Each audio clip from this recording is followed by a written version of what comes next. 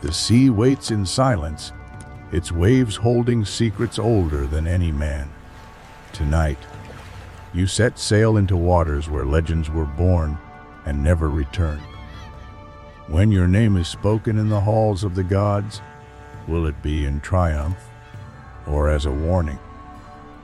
Vikings, War and Discovery. A Bedtime Saga, Chapter 1, Call of the Sea. The fjord sleeps in silver mist, its surface smooth as polished steel beneath the first pale breath of dawn.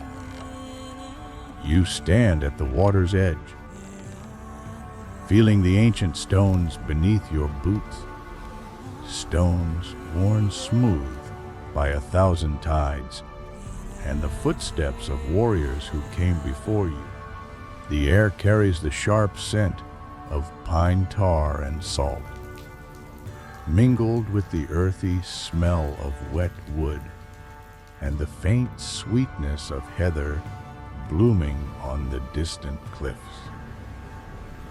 Your longship waits in the shallows, her dragon head carved with eyes that seem to watch the horizon with hungry patience. The sea wolf, they call her, and she has carried your people across countless leagues of dark water. Her hull gleams with fish oil rubbed deep into the oak planks, each board selected from trees that grew tall and straight in the northern forests. The morning light catches the intricate knotwork carved along her sides, serpents and ravens intertwining in patterns that speak of old magic and older gods. Behind you, the village stirs with quiet purpose. Smoke rises from cooking fires, thin gray ribbons that disappear into the mist. A gull cries somewhere in the distance, its voice sharp and lonely. The sound of footsteps on stone grows closer as your crew approaches, their faces set with the calm determination of men who have sailed beyond the edge of the known world before. Jorn the Red, beard adjusts the leather strap of his shield, the bronze boss catching the early light. His axe hangs at his side, its iron head nicked from countless battles, its wooden handle worn smooth by his grip. You can smell the seal oil he has rubbed into his hair, mixed with the scent of wood smoke that clings to his woolen cloak. He nods to you without speaking, his pale eyes already distant, already seeing the open sea. Eric 1, eye checks the lashings on the water barrels, his fingers moving with practiced skill over knots tied tight against the storms to come. The leather patch over his missing eye is stained dark with age, and you can see the old scar that disappears beneath it, a reminder of the Irish raid 3 summers past. His remaining eye is the color of winter ice, and it misses nothing as he inspects each rope, each barrel, each weapon stowed aboard the Sea Wolf. The youngest of your crew, Olaf the Far, traveled, stands near the prow, his hand resting on the dragon's neck. Though barely 20 winters old, he has already seen the shores of Vinland and the white beaches of the Shetland Isles. His fair hair falls to his shoulders, bound with leather cords, and his blue eyes hold the restless look of one born to wander. The salt wind stirs his cloak, revealing the silver arm ring that marks him as a man of honor, a warrior who has stood in the shield wall and lived to speak of it. You breathe deep of the morning air, filling your lungs with the scent of home one last time. The familiar smells comfort you. The pine resin boiling in iron pots for waterproofing, the sour tang of fermenting fish, the clean bite of snow, fed streams running down from the mountains. But beneath it all, carried on every breath of wind, is the call of salt water, the endless invitation of the sea. The village women come down to the water's edge, their long woolen dresses rustling against the stones. They carry bundles of dried fish and hard-tack bread, rounds of cheese wrapped in sealskin, amphora of mead sealed with beeswax. Their faces are calm, but you can see the worry in their eyes, the knowledge that the sea takes as many as it returns. They speak in low voices, blessing the voyage, invoking the protection of Thor and Njord, god of winds and waters. Your own woman, Astrid Goldenhair, approaches with slow steps. Her hair catches the morning light like spun metal, braided with silver beads that chime softly as she moves. She wears the finest woolen dress, dyed deep blue with woad, and over it a cloak lined with marten fur. In her hands she carries your war gear, your shield with its iron boss and leather rim, your sword in its sealskin sheath, your byrnie of iron rings that will turn the sharpest blade. She helps you don the mail shirt, her fingers gentle as she settles the weight across your shoulders. The rings are cold against your skin, even through the padded tunic beneath, but you know their bite well. This byrnie has turned Saxon spears and Irish swords, has worn shiny in places from the friction of battle. Each ring was forged by the smith Ulf, iron, arm, blessed by the priest of Odin, and quenched in water drawn from the sacred spring. Astrid buckles the sword belt around your waist, adjusting it until the blade hangs at the perfect angle for a swift draw. The sword itself is a work of art, its steel folded and refolded until it gleams like silver water. The grip is wrapped in leather stained with your own blood from the day you claimed it, and the pommel bears the raven mark of your house. This blade has drunk deep in many battles, has sung its iron song in the clash of shields and the cry of eagles. She places the shield on your arm, and you feel the familiar weight settle into place. The wood is lime, light but strong, painted red and yellow in the colors of your lineage.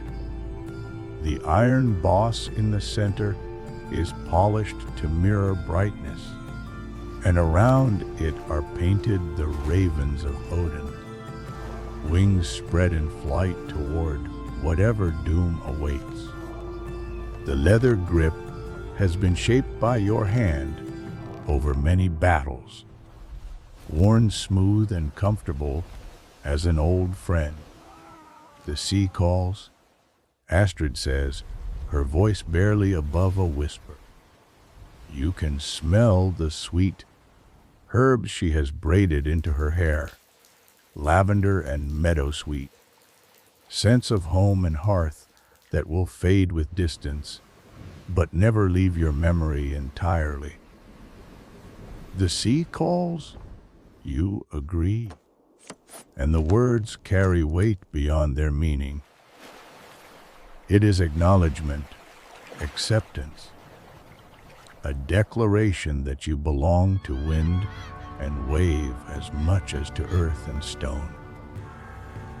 She presses something into your palms, a silver amulet shaped like Thor's hammer, warm from her skin. Jalnir protect you, she murmurs, and bring you safe to harbor once more. You slip the thong over your neck, feeling the hammer rest against your chest beside the iron cross you also wear. For in these days the old gods and new walk side by side, and a wise man honors all the powers that guard his path. The crew is ready now, standing beside their sea chests, their weapons and shields gleaming in the growing light. Each man has made his farewells, kissed his children, spoken the words that may be his last to those he loves. The ritual is as old as the first ship that dared the whale road, as necessary as the tide itself. Join the red, Beard wades into the shallows and places his hands against the sea wolf's prow. Vic, old friend, he murmurs to the ship. Wake and remember the taste of deep water. This too is ritual, the awakening of the ship's spirit, the invitation for her to join the voyage not merely as wood and rope, but as a living thing with will and purpose. One by one, the crew climbs aboard, their boots finding familiar places on the deck. The ship rocks gently under their weight, and you can hear the soft lapping of water against her hull, the creak of rope and timber as she settles. The sound is music to your ears, the song of a vessel eager for the open sea. You are the last to board, as is proper for a ship's master. You wade through the shallows, feeling the cold water seep through your boots, and pull yourself up over the gunwale. Your feet find the deck, worn smooth by countless voyages, and the ship seems to recognize your step. She rocks once gently, like a horse acknowledging its rider. The crew takes their places at the oars, sliding the long blades through the oarlocks with practiced ease. The sound is soft, but purposeful wood against wood, rope sliding through bronze fittings, the quiet breathing of men preparing for work. You can smell the tar that waterproofs the oarlocks, mixed with the scent of the seal oil that keeps the wood from splitting under strain. Push off, you command, your voice carrying clearly in the still air. 4 men leap over the side and set their shoulders against the sea wolf's hull. You feel the ship move beneath you, sliding backward through the shallows with a soft hiss of sand and stone against her keel. The water deepens, and the men vault back aboard with the fluid grace of those born to the sea. Give way together, you call, and 20 oars bite into the dark water as one. The sea wolf begins to move, slowly at first, her wake barely a whisper behind her stern. But as the oars find their rhythm, she gathers way, sliding through the calm water of the fjord like a living thing returning to her element. The sound of the oars grows steadier. Splash, pull, lift, splash, pull, lift. A heartbeat rhythm that will carry you across the whale road. The village falls away behind you, growing smaller with each stroke. You can still see the smoke rising from the cooking fires. Still make out the figures standing on the stone quay. Hands wave in farewell, and voices call blessings across the widening water. The sound grows fainter with distance, but never quite disappears, carried on the wind like an echo of home. The fjord walls rise on either side, dark stone streaked with white where waterfalls cascade down from the heights above. Birch and rowan cling to the cliff faces, their leaves still summer, green but touched with the first hints of gold that speak of autumn's approach. The air grows cooler as you move between the walls of stone, and you can smell the wet rock and the moss that grows in the shadows. A seal surfaces near the starboard side, its dark eyes watching the ship pass. It regards you with ancient wisdom before disappearing beneath the surface with barely a ripple. The old men say seals are the spirits of drowned sailors, watching over those who still dare the sea roads. You nod to where it vanished, offering silent respect to whatever power it represents. The oars continue their steady rhythm, and the crew settles into the meditation of long rowing. This is the first test of any voyage, the ability to work together, to match strength and timing until the ship moves, as if powered by a single great heart. Sweat begins to glisten on their foreheads, despite the cool air, and you can smell the honest scent of men at work, mixed with the ever-present salt tang of the sea. Eric one, I calls the rhythm, his voice low and steady. Pull and lift, pull and lift, pull and away. His remaining eye watches the water ahead, reading the subtle signs that speak of current and wind, of the deep ocean waiting beyond the fjord mouth. The leather patch over his missing eye is dark with moisture from the cool air, and water droplets cling to his gray beard like tiny jewels. Young Olaf has shipped his oar and moved to the mast, preparing for the moment when oars will give way to sail. He checks each line, tests every knot, his hands moving with the sureness of long practice.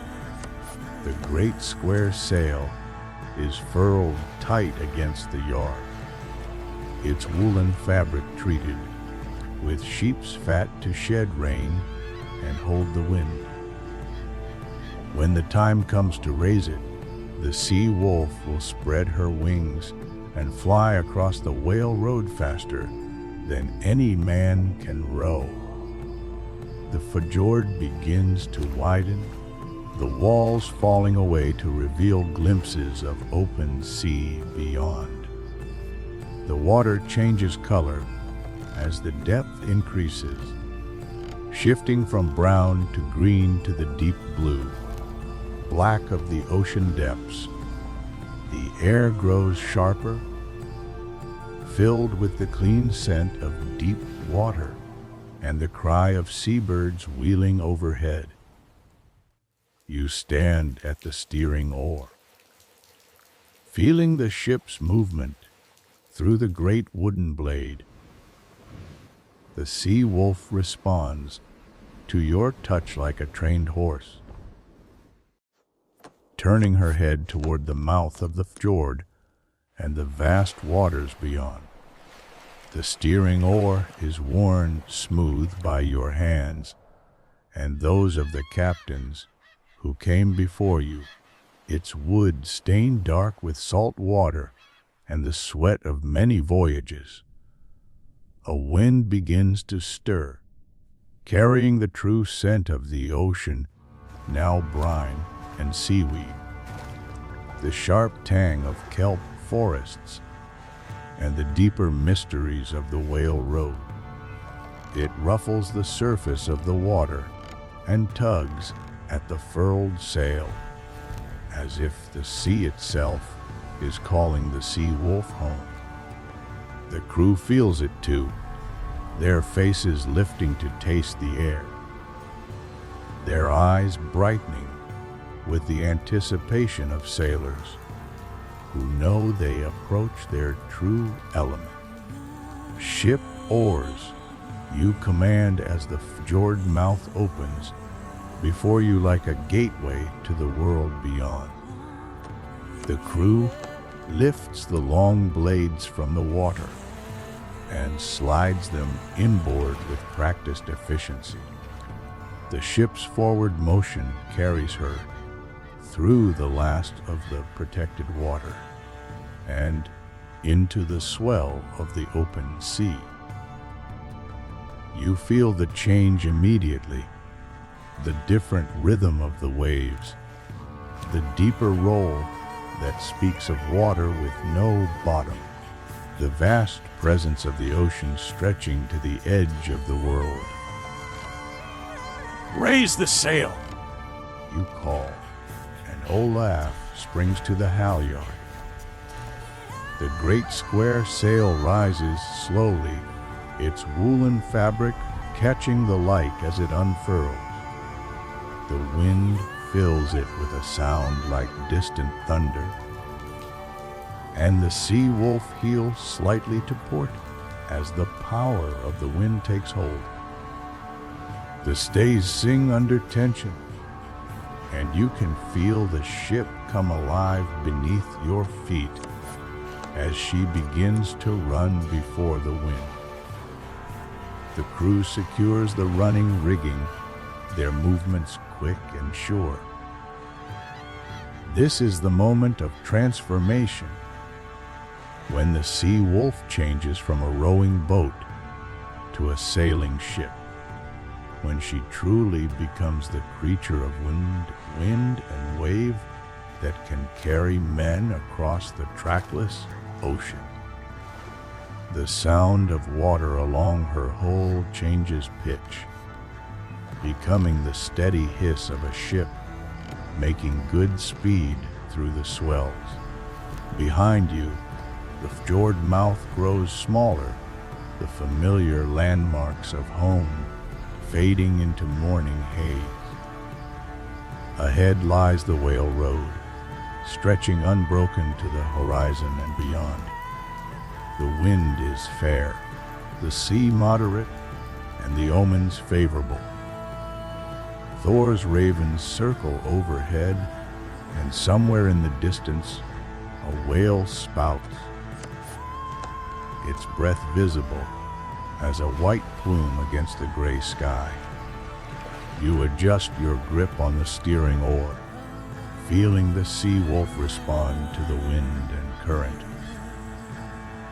This is where you belong, standing at the helm of a good ship with a crew you trust, sailing toward whatever fate the gods have woven for you. The salt spray kisses your face, and you taste the eternal flavor of the sea, sharp and clean and full of promise. The morning sun burns through the haze, painting the wave tops with gold and silver. The sea wolf cuts through the swells with easy grace, her wake streaming white behind her, like the track of a great bird across the sky. Around you, the ocean stretches endless and blue, dotted with the white caps of waves that have traveled 1,000 miles to break against your ship's prow. This is the moment every sailor dreams of, the ship running free, the wind singing in the rigging, the vast ocean opening before you like a road to adventure and glory. The crew settles into the rhythm of a ship under sail, some checking gear, others scanning the horizon. All of them alive to the pulse of wind and wave that will carry them toward their destiny. The call of the sea has been answered. The sea wolf runs south and west toward lands unknown, her dragon head cutting through the swells as if she remembers every voyage, every battle, every harbor she has known. Behind her streams the wake of passage, but ahead lies only the endless blue promise of the whale road and whatever awaits at its distant shore. You breathe deep of the salt air and smile. This is why the sea calls to men, why they leave warm hearths and loving arms to follow the whale road to its farthest reaches. Not for gold or glory alone, though both may be found, but for this feeling of absolute freedom, of sailing beyond the edge of the mapped world into the realm of endless possibility.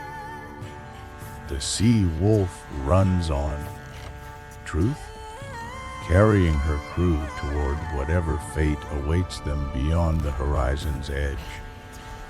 If you enjoyed this story and want to join me for more nights of history and mystery, subscribe now, tap the bell icon, and let's journey back in time together.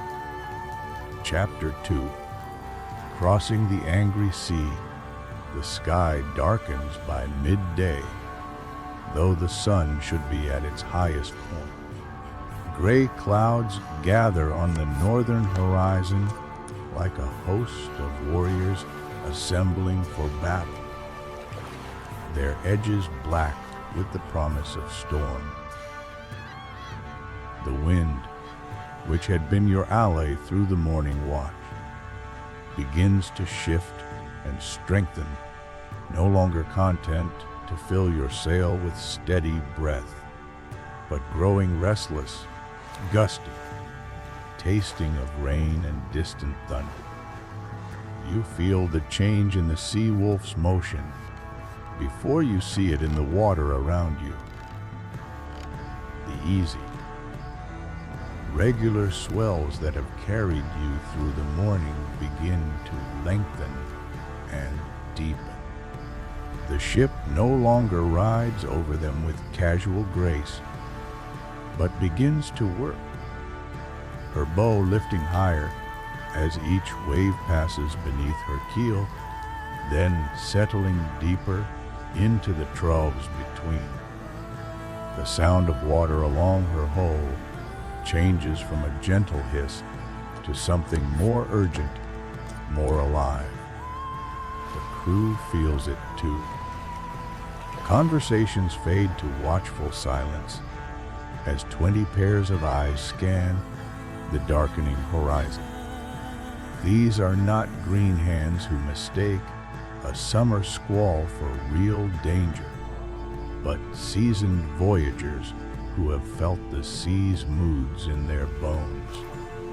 They know the signs, the way seabirds disappear, seeking shelter on distant islands, how the very air seems to thicken and press down on the ship. the peculiar quality of light that comes before a storm, as if the world is holding its breath. Bjorn the Red. Beard moves forward to the bow, one hand gripping the forestay as he studies the approaching clouds. His weathered face, mapped with scars from 100 battles on land and sea, shows no fear, but the focused attention of a hunter reading sign. The wind whips his beard and stirs his gray, streaked hair, and you can see him tasting the air like an old wolf catching scent. Storm, Father gathers his host. He calls back to you, his voice carrying easily over the growing wind. The clouds march in battle array. You nod, understanding. Thor rides the storm winds, and when the thunder, God chooses to flex his strength. Wise men prepare for the testing of their vessels and their courage. Already you can smell the rain approaching, that clean, sharp scent that comes before the sky opens. Mixed with it is the deeper odor of disturbed seas, the salt, heavy breath of waves driven higher than nature intended. Eric, you call to your one-eyed navigator. What says your weather eye? Eric 1. Eye steadies himself against the map, his remaining eye squinting at the storm front. His hand moves instinctively to the leather pouch at his belt, where he keeps the tools of his trade. The lodestone that points always north, the notched stick that measures the sun's height, the crystal that reveals the hidden sun through cloudy skies.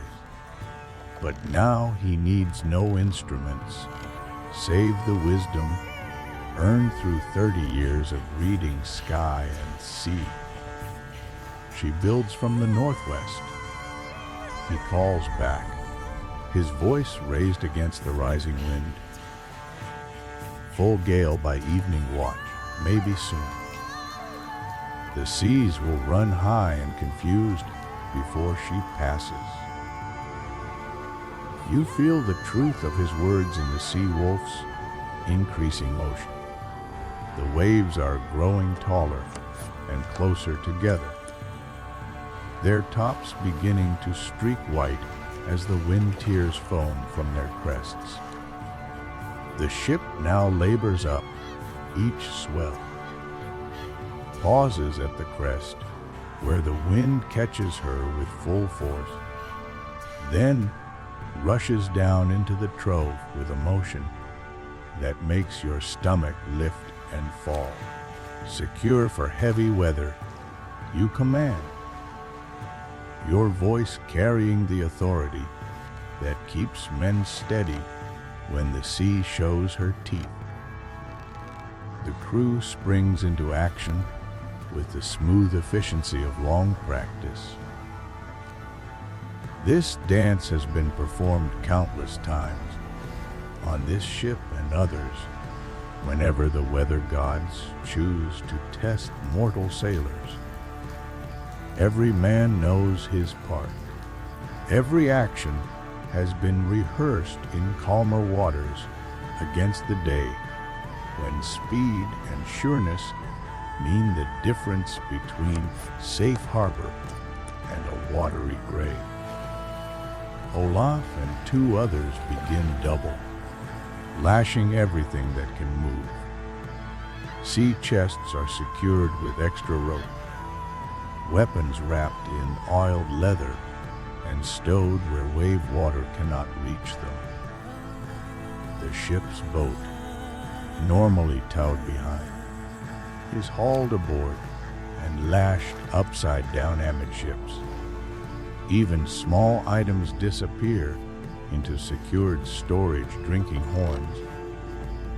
knife blades, anything that might become a missile when the sea wolf begins her wild dance with the storm. You watch the water barrels receive special attention, for nothing matters more than fresh water on a long voyage.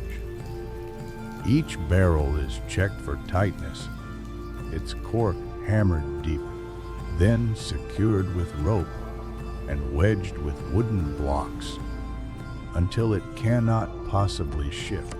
A burst water barrel in heavy weather means thirst and possibly death for the entire crew, no matter how bravely they might face enemy swords. The sail master, Gunnar Long Arm, studies the great square sail with the eye of a man whose life depends on reading wind and canvas correctly. The wind is still manageable, the sail drawing well and driving the sea wolf at good speed through the building seas. But he can see what you see, the increasing power in each gust, the way the canvas strains against the rigging, the telltale flutter at the edges that warns of wind too strong for the cloth to hold. How much longer can she carry full sail? You ask him, shouting now to be heard over the wind's voice. Gunnar's scarred hands test the tension in the sheets, feeling through rope and wood for the pulse of power transmitted from wind to sail to ship.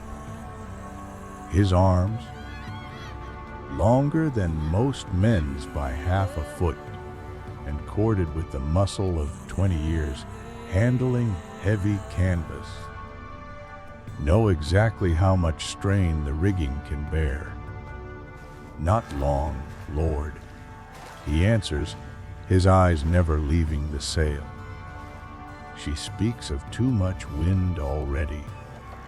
When the next squall line reaches us, we must reef or lose the canvas entirely. You nod understanding. A torn sail in a storm is worse than no sail at all, for the shredded canvas becomes a weapon that can injure men or damage rigging. Better to reduce sail while you still can control it than to have the decision made for you by wind too strong for mortal hands to master.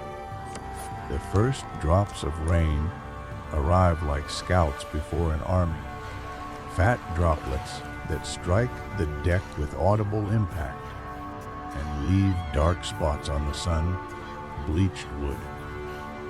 The drops are warm, carrying the heat of southern skies, but you know that behind them comes the cold rain of the storm itself, driven horizontal by wind that will cut through the finest woolen cloak as if it were cobweb.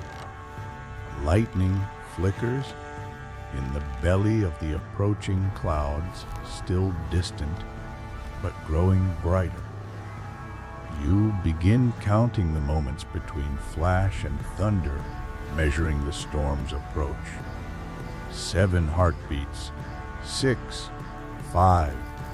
The thunder, when it comes, is not the sharp crack of nearby lightning, but the long rumble of Thor's chariot wheels crossing the sky bridge between the worlds.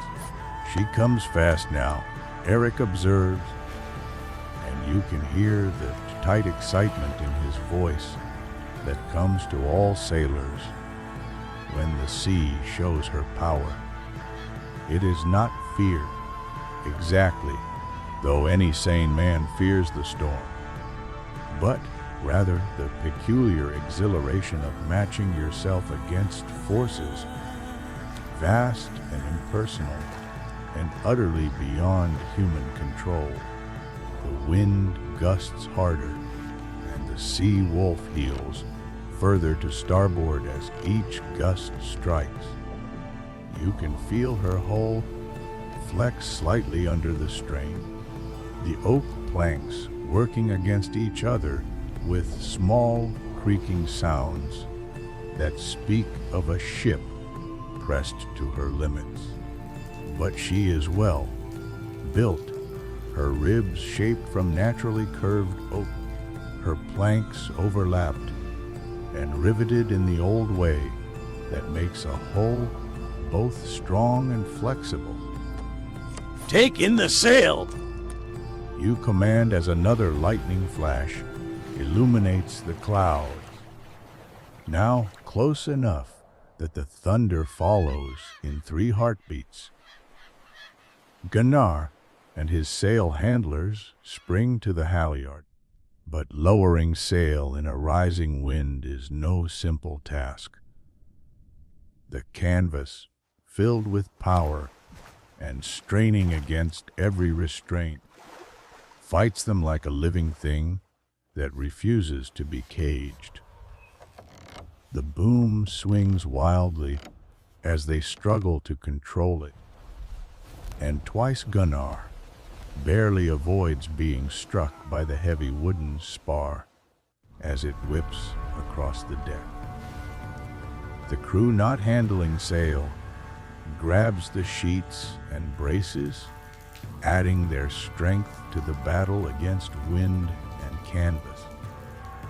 You can see the strain in their faces, the tendons standing out in their necks as they fight to master forces that could easily overwhelm them. Sweat mingles with the first real drops of rain, and the deck becomes slippery under their boots. Finally, with a sound like distant battle cry, the sail comes down and is quickly furled against the yard. The sea wolf's motion changes immediately, becoming more violent, but also more manageable. Without the driving power of the sail, she rides the waves rather than fighting them, rising and falling with the natural rhythm of the sea. But now the real work begins.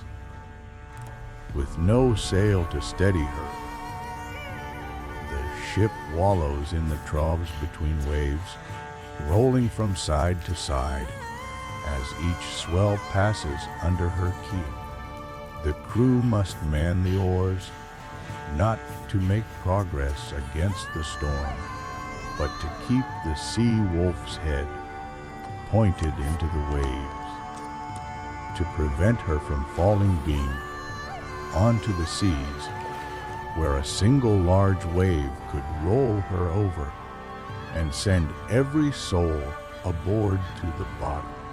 Out oars! You command, and the crew slides the long blades through the oarlocks with practiced speed. But rowing in a storm is unlike any other work known to man.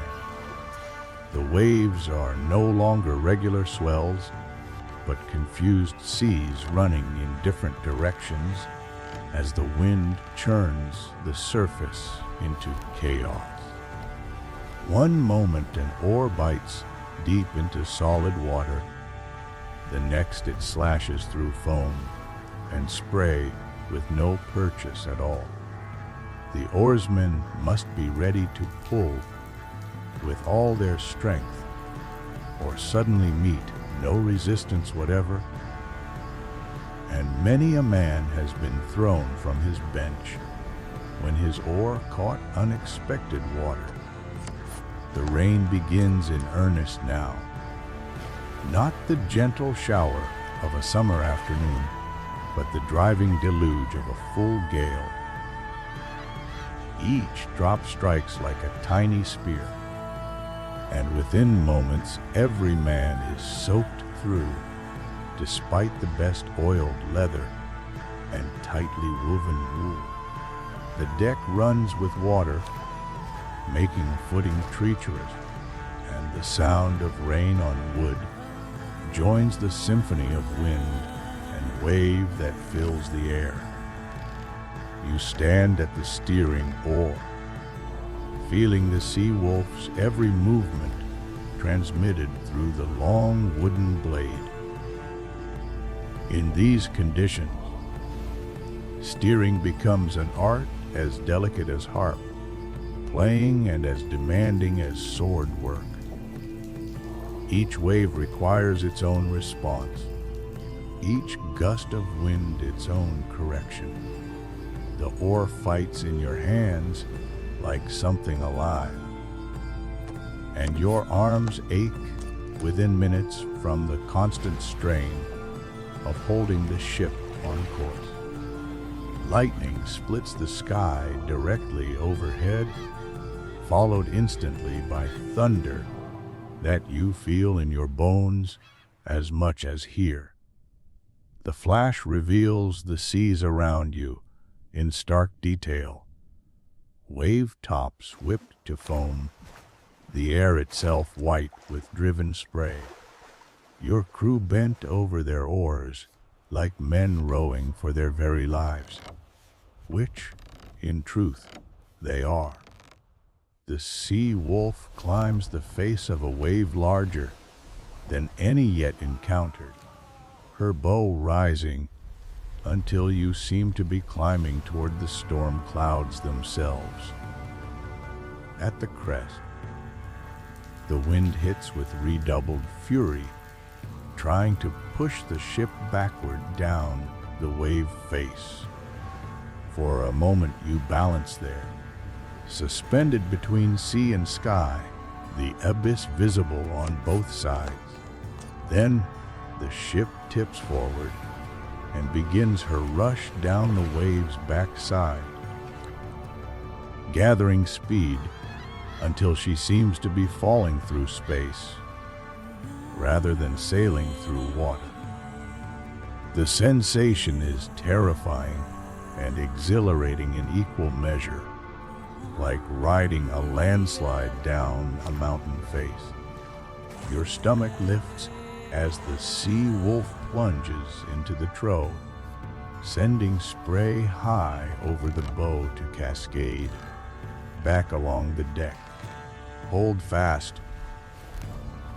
You bellow, though your voice is nearly lost in the storm's roar. The crew needs no urging. Each man grips his oar handle with white knuckles, feet braced against whatever solid purchase he can find. Water sloshes knee deep across the deck with each wave, pouring through the scuppers in silver streams, but never quite draining away before the next sea fills the ship again. Another wave approaches, even larger than the last. In the lightning flashes you can see it coming, a moving mountain of green water topped with white foam, advancing with the inevitability of fate itself.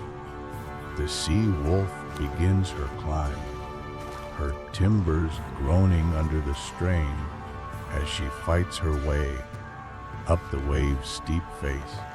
This time, as you reach the crest, the wind catches the ship with such force that she actually lifts partially clear of the water. For a heartbeat, you are flying, sailing through the storm-torn air like one of Odin's 8, legged horse leaping between the worlds. Then the sea wolf crashes back into the sea with tremendous force, sending shock waves through her hull that you feel in every bone. The ship shudders from stem to stern, and for a moment you wonder if any vessel built by mortal hands can survive such punishment. But the sea wolf has weathered storms before, has carried warriors across the whale road when lesser ships founder. Her oak ribs hold, her iron rivets stay fast, and she continues her battle with the angry sea. Hours pass. Though in the constant twilight of the storm, it is impossible to judge time's passage. The crew rows in shifts, spelling each other at the oars when exhaustion threatens to overcome them. Those not rowing bail with leather buckets and wooden bowls, fighting the constant battle against the water that finds its way aboard with every wave. Your arms burn from holding the steering oar steady, and your back aches from bracing against the ship's violent motion. Salt spray has crusted on your face and beard, and your eyes sting from the constant assault of wind and water. But you dare not leave your post, for in these conditions, even a moment's inattention could spell disaster for ship and crew alike. The storm reaches its full fury as darkness falls. Though in truth the day has been dark since the clouds first covered the sun, lightning provides the only illumination. Brief moments when the chaos around you is revealed in perfect, terrifying detail. In those instants you see waves tall as mountains, their faces streaked with foam that glows ghostly white in the electric light. Thunder crashes continuously now, no longer separate claps, but a continuous rumble that seems to come from the sea itself. The wind shrieks through the rigging with a voice like all the drowned sailors who ever lost their lives to storm and sea. It tears at your clothes, your hair, your very breath, as if the storm spirits would strip you bare and cast you naked into the hungry waves. But gradually, so slowly you almost miss it at first, the sea wolf's motion begins to change. The waves, while still mountainous, no longer come from random directions. The wind, though fierce, blows more steadily from one quarter. The storm is organizing itself, spending its first wild fury and settling into the rhythmic pattern that marks a true gale. Eric won, eye water streaming from his gray hair and soaked beard, makes his way aft to where you struggle with the steering oar. He moves carefully, one hand always gripping some secure hold, timing his steps to the ship's rhythm. When he reaches you, he cups his hands around his mouth to be heard over the wind. The worst is past. He shouts, his voice barely audible despite the effort. She blows steady from the northwest now. The seas will settle to a regular pattern soon. You not understanding, too exhausted to waste breath on words. But you feel the truth of what he says in the sea wolf's motion. She still climbs mountains of water and plunges into valleys of foam, but there is rhythm to it now. A pattern you can predict and prepare for. The ship is no longer fighting for her very survival, but working with the storm's power instead of against it. As if to confirm Eric's words, a patch of clearer sky appears to the southeast. A break in the clouds, that reveals a handful of stars.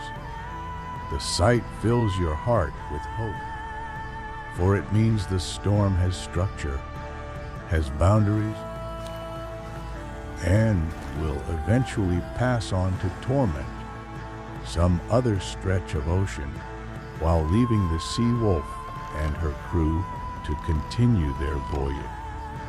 The rain begins to lessen, no longer the horizontal deluge that struck like arrows, but falling more nearly straight down.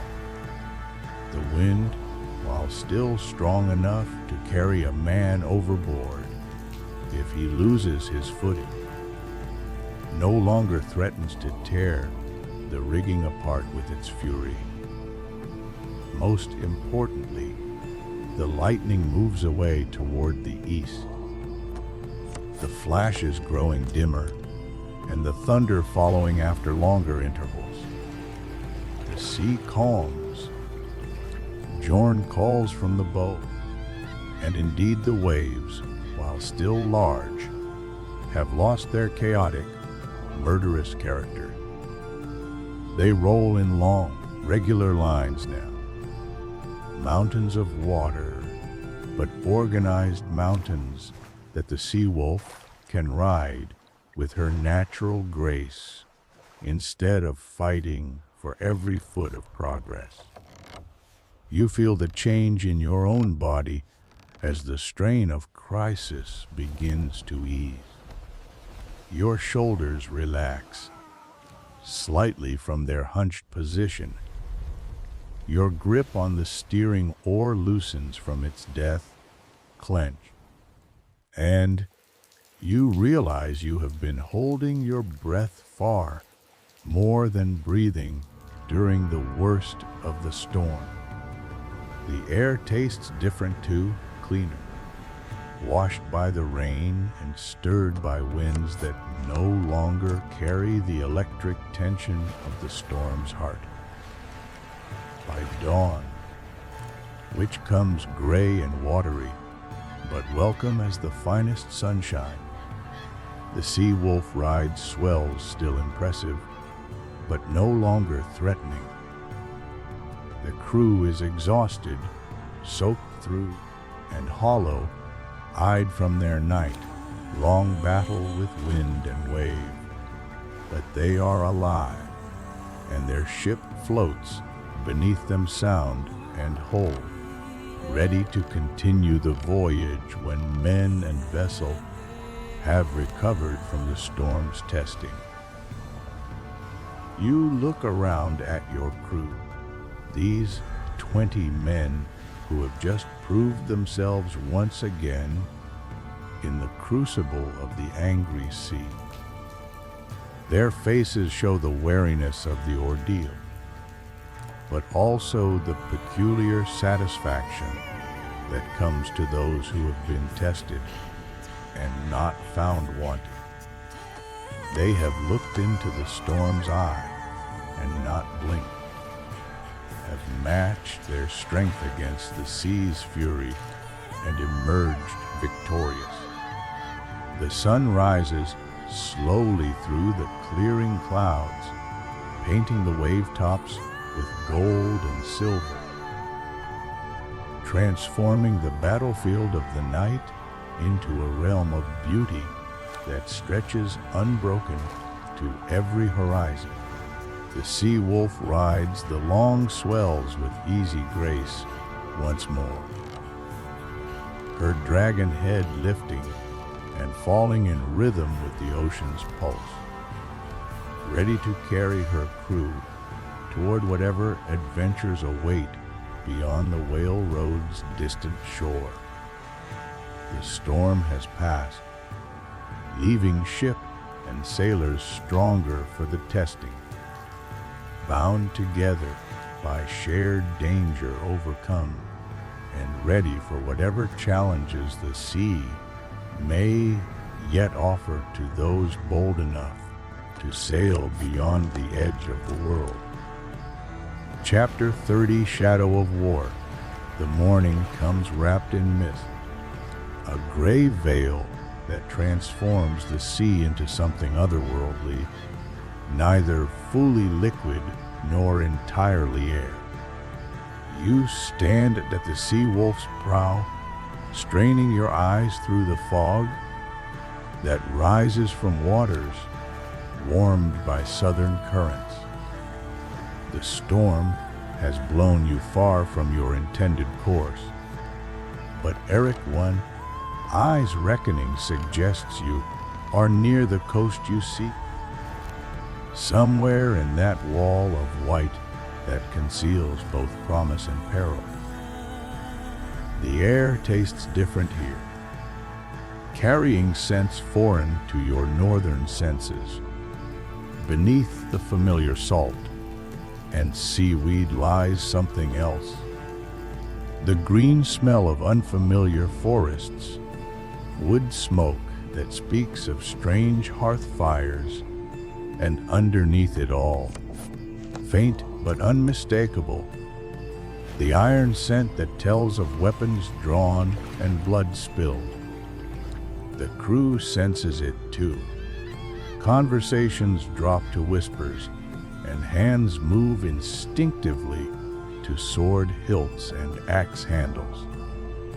These are men who have learned to trust their senses above all else, who know that the difference between life and death often lies in reading the signs that lesser men overlook.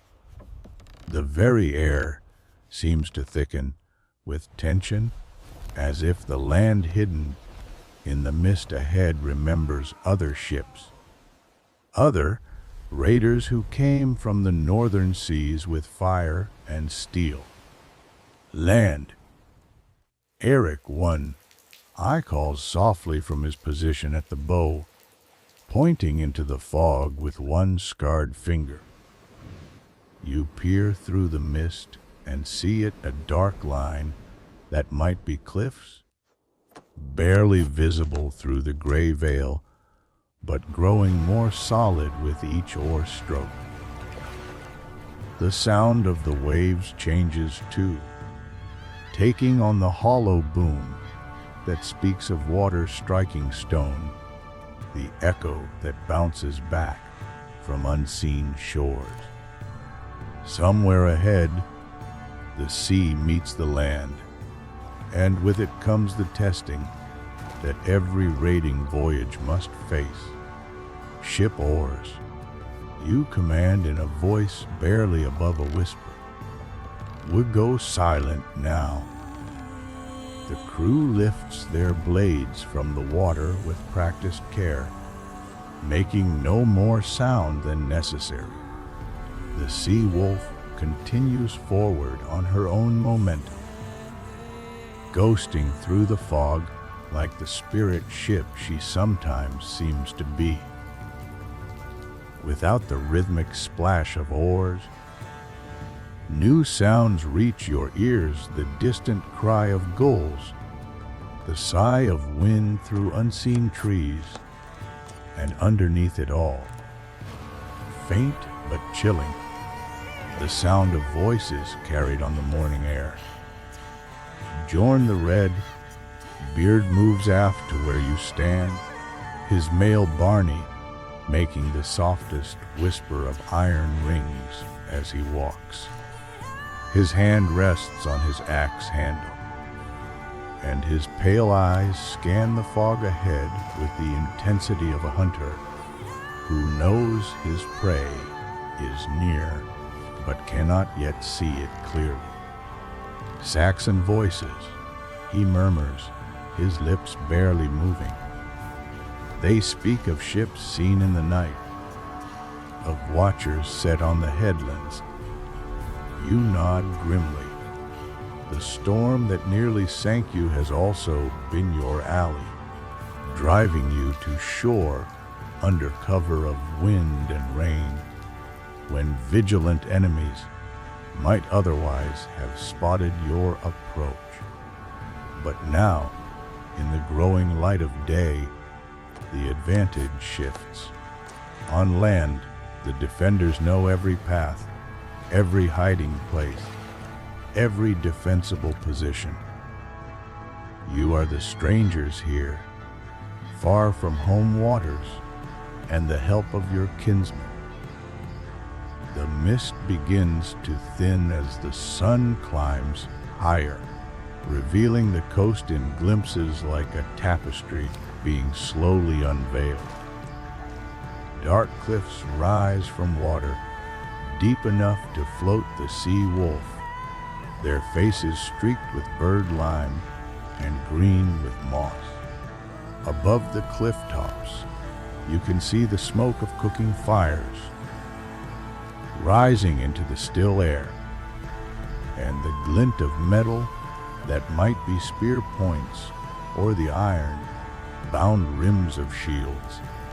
A cove opens in the cliff face, narrow but deep enough to shelter the sea wolf from prying eyes. You push the steering oar hard to port, feeling the ship respond as she turns toward the hidden anchorage. The entrance is barely wider than the ship's beam, but Eric's navigation has been true. The sea wolf slides through the narrow opening with room to spare on either side.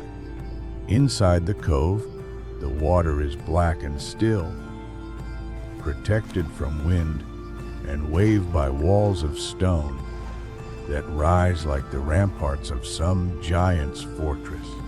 The air is cooler here, filled with the sound of water dripping from unseen heights and the rustle of birds disturbed in their roosts. Ancient stones lie scattered on the narrow beach, worn smooth by countless tides and marked with symbols whose meaning has been lost to time. Drop anchor, you whisper, and Olaf the Far, traveled, lowers the stone anchor over the side with barely a splash. The sea wolf swings slowly to her anchor rode, coming to rest like a sleeping dragon in her hidden lair. The silence is profound after the storm's fury, broken only by the gentle lap of water against the hull and the distant cry of seabirds greeting the dawn. You can smell the different character of the air, hear earth, and growing things instead of endless salt, the breath of a land that has never known the bite of northern winters. Jorn, take 3 men and scout the cliff tops. You command. Find the villages, count their warriors, mark their defenses, but stay hidden. We are wolves here, and wolves hunt best from the shadows. Jorn nods understanding and selects his companions. Eric Shore, Walker for his skill at moving unseen, Hakon Swift, Foot for his speed as a messenger, and Magnus Iron, Tooth for his steady courage in tight places. Each man blackens his face with soot from the ship's brazier and wraps his weapons to prevent them catching the light. They will be ghosts in the forest, gathering the knowledge that will mean the difference between a successful raid and a glorious death far from home. The scouting party slips over the side into the ship's boat, which they have muffled with sheepskins to deaden any sound of oar or oarlock.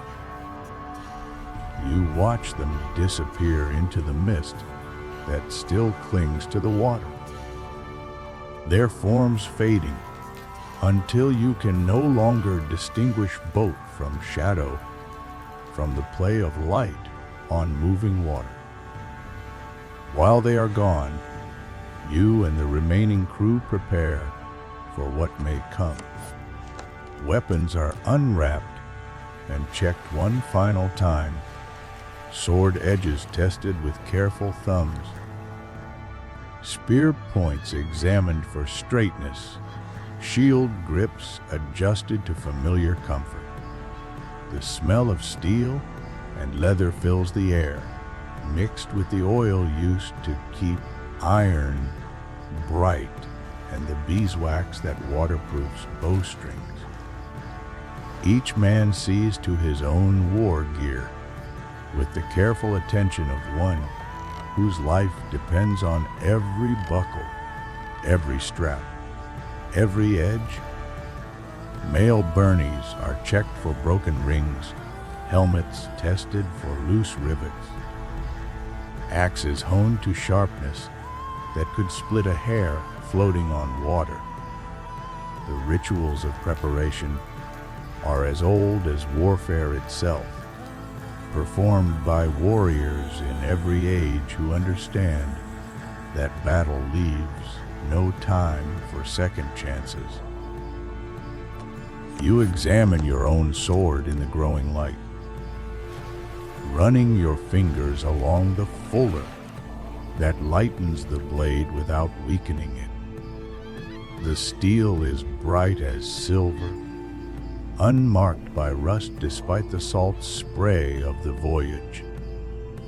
The grip fits your hand perfectly, wrapped in leather stained, dark with honest sweat and the blood of enemies who learned too late the sharpness of northern steel.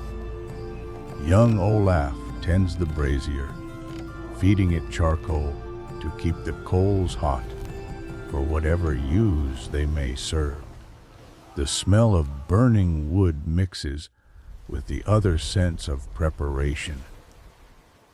Leather being softened with neats, foot oil, iron scraped clean of any spot of rust, woolen cloaks shaken out and checked for tears that might catch an enemy's blade. The wait stretches long, filled with the small sounds of warriors making ready and the larger sounds of the sea against stone. Every splash, every bird cry, every whisper of wind through the cove entrance might herald the return of your scouts or the approach of enemies who have discovered your hiding place. The tension builds like the pressure before a thunderstorm, affecting even the most experienced raiders. Finally, as the sun reaches its highest point though, still hidden behind layers of mist and cloud, you hear the soft splash of oars moved with careful silence. The ship's boat emerges from the fog, like a spirit returning from the realm of the dead. And you can read the news in Jorn's face before he speaks a word. A village lies beyond the headland, he reports in low tones as the boat is drawn alongside. Maybe 40 families, with a small stockade of timber and earth. Their warriors number perhaps 60 spears, but most are young or old. The strong men may be away on some business of their own. He pauses to accept a horn of mead, drinking deep before continuing. You can see the excitement in his eyes, the hunter's satisfaction at finding worthy prey. But underneath the anticipation lies the professional caution of a warrior who has survived by taking nothing for granted. Their ships are drawn up on the beach, he continues. 3 fishing boats and 1 vessel that might carry 20 men in war. No match for the sea wolf if it comes to fighting on the water. but they have warning beacons on the high ground, ready to summon help from other settlements. Hakon Swift, Foot speaks up, his young face flushed with the excitement of his first scouting mission. We saw their women working in the fields, Lord, and children playing near the water. They do not expect attack from the sea. Their watchers look inland, not toward the whale road. This is valuable intelligence, worth the risk of the long scout. A village unprepared is a village taken, and taken quickly enough that warning beacons need never be lit to summon reinforcements. But you know that appearances can deceive, that enemies who seem weakest are sometimes strongest. That traps often wear the face of opportunity. Their weapons, you ask Magnus Iron Tooth, who has the keenest eye for martial matters. Saxon swords mostly, some Danish axes, he replies, his scarred hands sketching the shapes in the air. Good steel, well maintained. These are not farmers playing at war, but warriors who know their trade. Few in number, but each man worth counting. You consider this carefully. 60 spears, even if half are boys or graybeards, can make a hard fight of it if they have time to prepare and choose their ground. But 60 spears caught by surprise, scattered and confused, might break before they can form their shield wall. Everything depends on speed, on striking like lightning before the thunder can answer. We'll go in at dusk. You decide. Full dark will favor us, and they will be at their evening meal, gathered around their fires instead of watching the sea roads. The crew receives this news with grim satisfaction. The long day of waiting has stretched their nerves taut, and action, even dangerous action, comes as relief after hours of sitting idle while their minds painted pictures of what might await them on the hostile shore. The remaining daylight hours are spent in final preparation. Every piece of war gear is checked once more, every weapon blessed with the old words that invoke the favor of Tyr the war, God and Odin the battle, Father. The ship's priest, an old man called Thorolf the Wise, burns sweet herbs in the brazier and chants the battle. Songs that have been sung before every raid since the first Longship took to the Whale Road. You stand apart, watching your men prepare for what may be their last battle, feeling the weight of command settle on your shoulders like a cloak of iron. These men follow you because they trust your judgment, believe in your luck, know that you will lead them to victory, or at least to a death worthy of song. The responsibility is heavier than any byrnie, sharper than any sword edge. As the sun begins its descent toward the western horizon, painting the sky in shades of red and gold that seem to promise blood and treasure in equal measure, you gather the crew around you on the Sea Wolf's deck. Their faces are grim but eager, marked by the salt of the storm and darkened with soot to make them harder. to see in the gathering dusk. Warriors, you begin, your voice carrying clearly in the still air of the hidden cove. Tonight we hunt. Tonight we test our steel against foreign blades and our courage against unknown enemies. Some of you may not see another dawn, but those who fall will feast in Valhalla's golden hall, and those who live will carry silver home to their families and glory to their graves.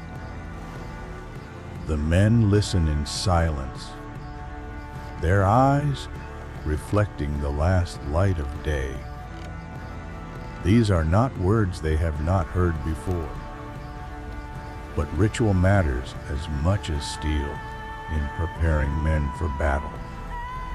The familiar phrases comfort them, reminding them of their place in the long chain of warriors that stretches back to the first men who took up sword and shield in the world's youth. We strike fast and hard, you continue.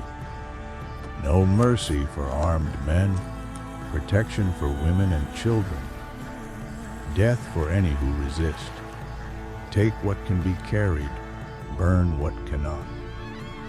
Leave no enemy alive behind us who might raise pursuit. Weapons rasp from sheaths as the crew checks their blades one final time.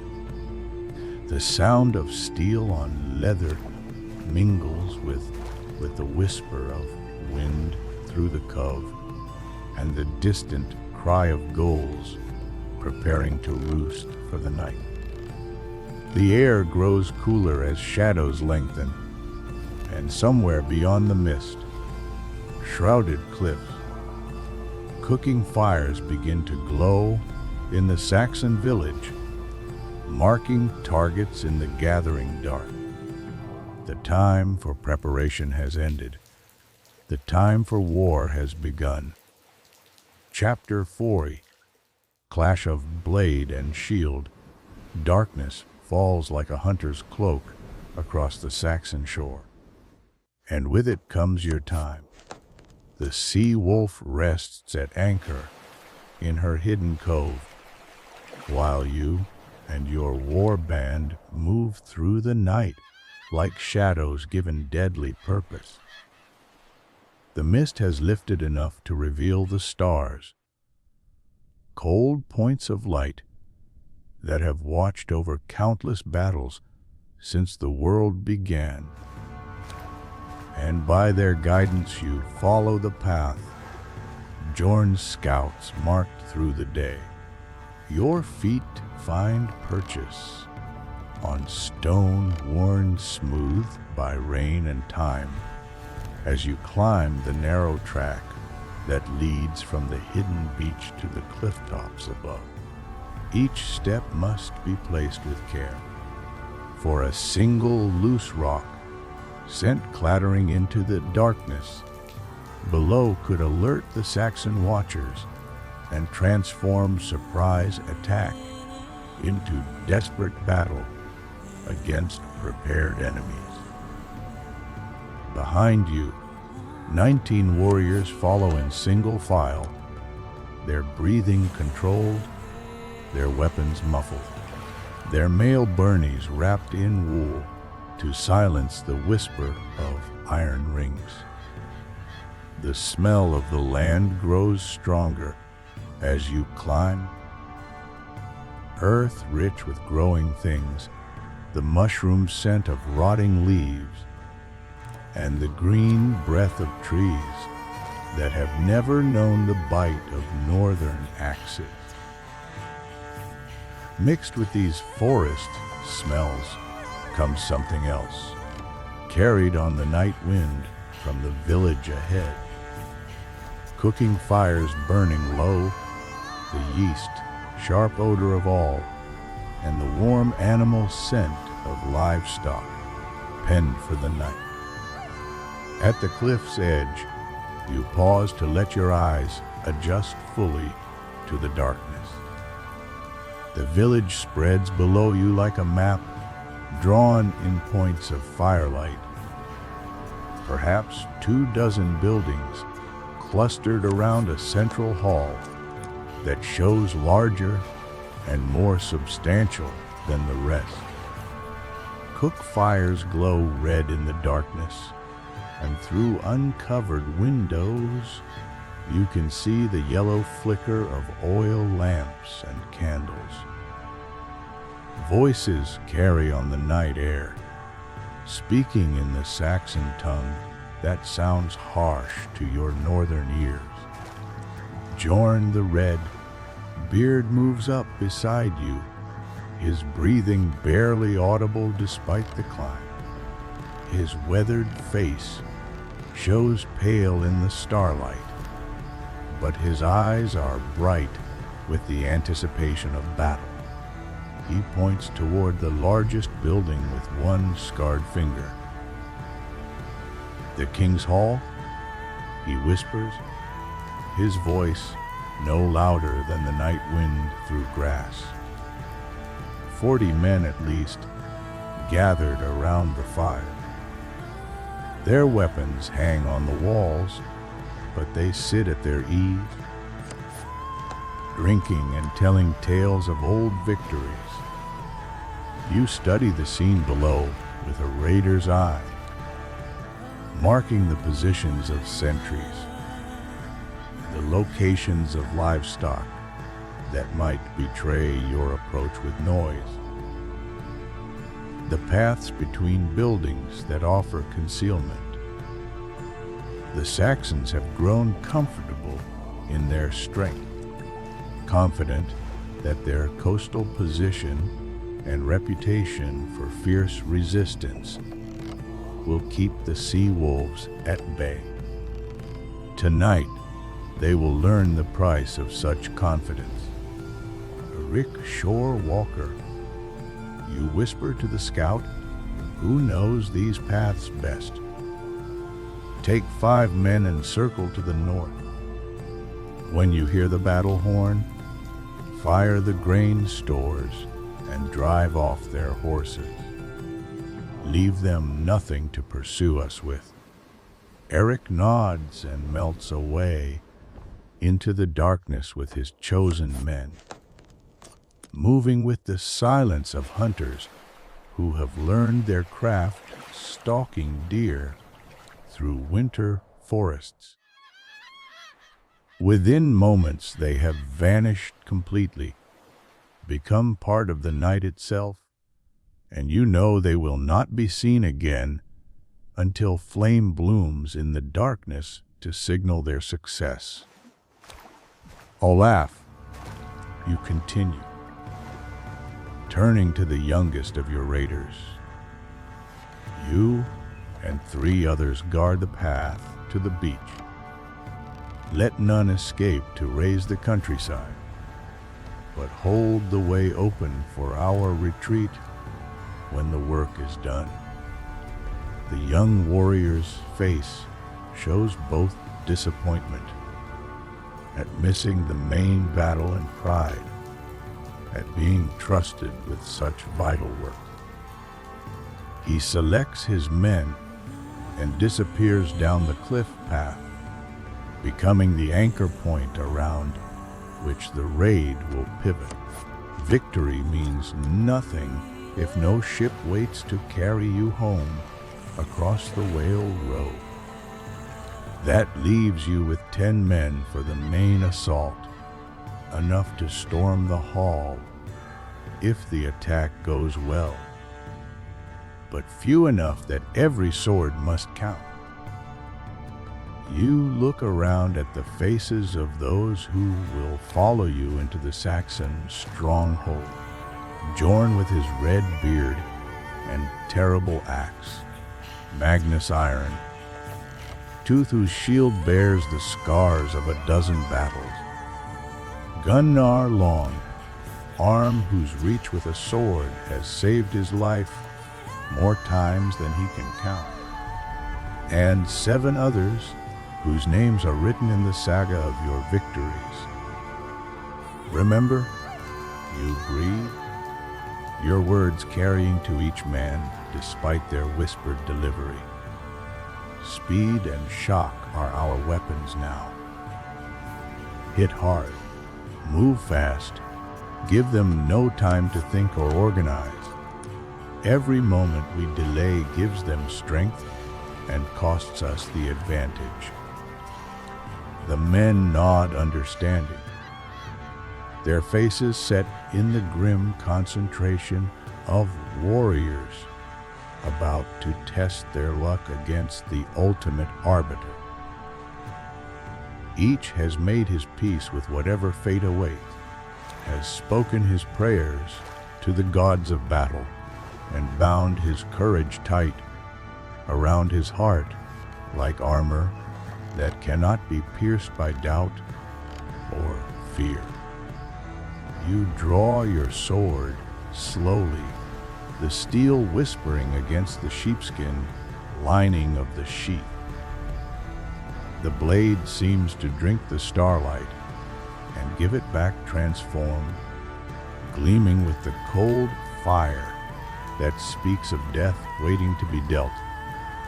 Around you, other weapons emerge from their hiding places, axes with heads like crescent moons, spears with points sharp enough to pierce mail, seexes whose single edges can split a man from crown to groin.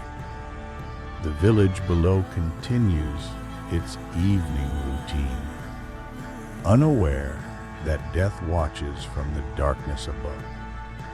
Through the windows of the great hall you can see figures moving around the central fire.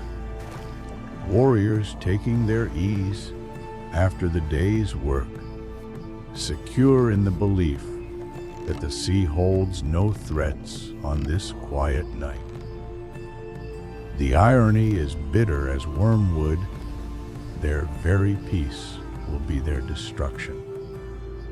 You begin the descent toward the village, moving from shadow to shadow with the patience of men who understand that haste now means disaster later. The path winds between weathered stones and clumps of gorse, offering concealment to those who know how to use it. Behind you, your warriors follow like a pack of wolves converging on unsuspecting prey.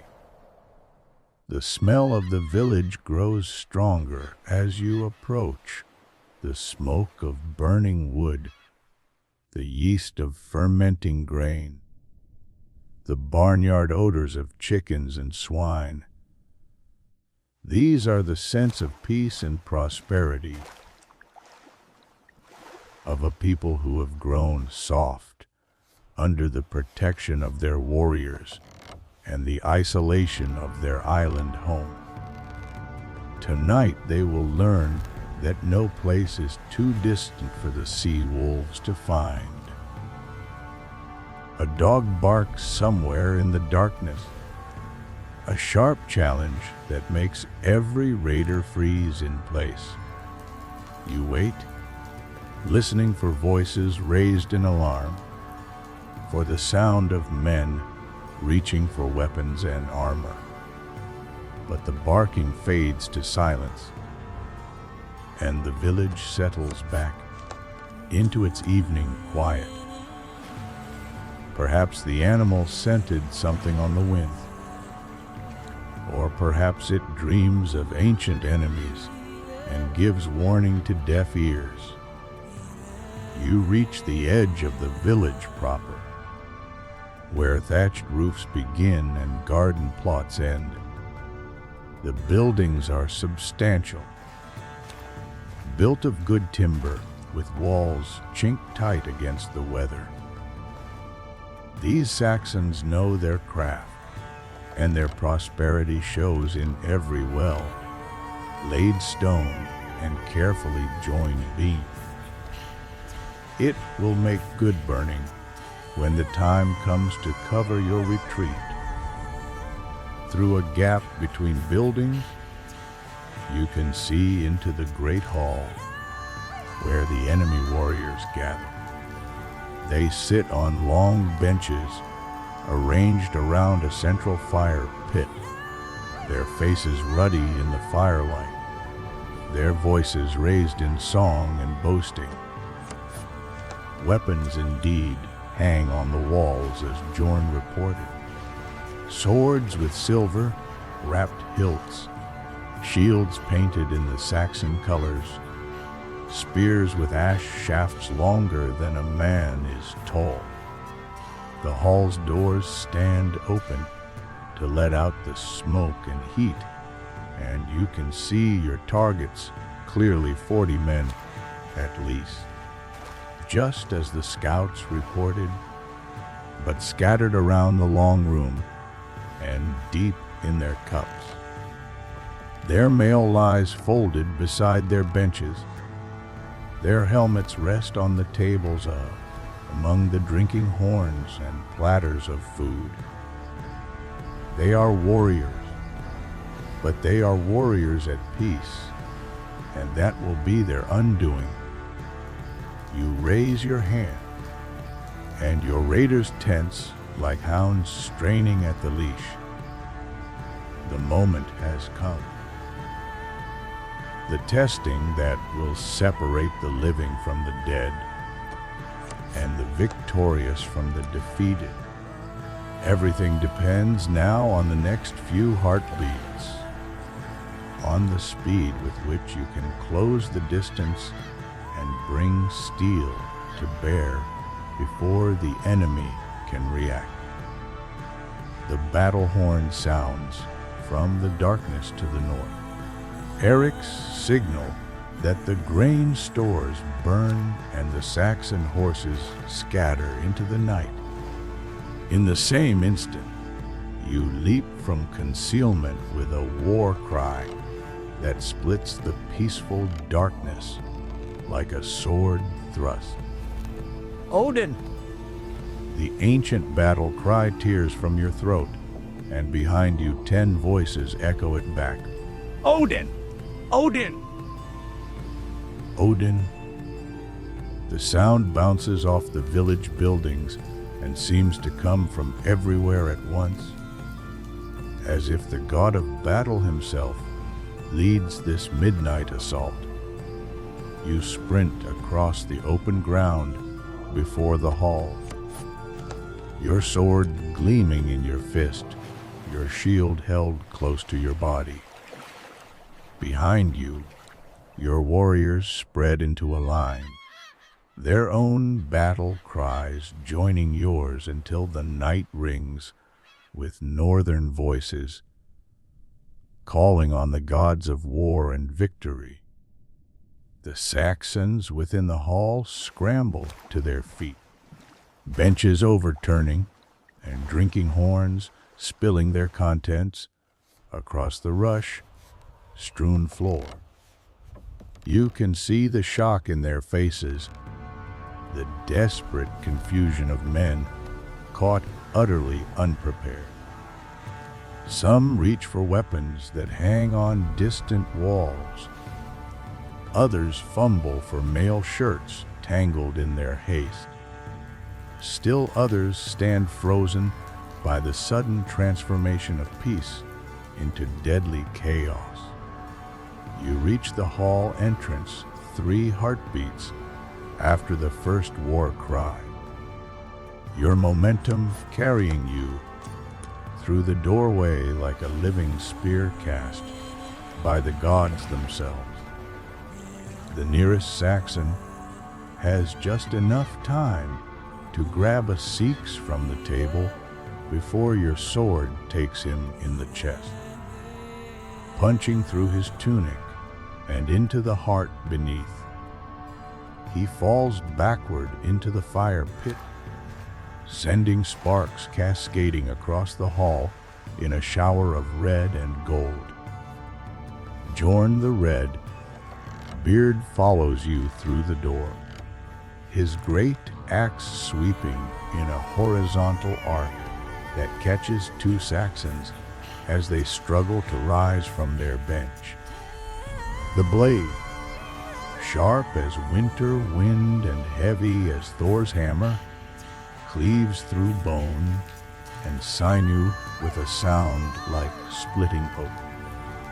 Blood sprays across the wall hangings, dark patterns that will mark this hall as a place where the sea wolves fed.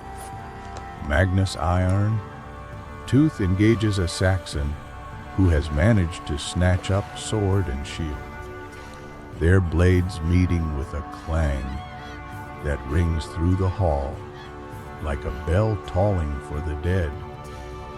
The Saxon is skilled, his sword work clean and economical, but Magnus has been tested in the shield wall and found himself stronger than steel.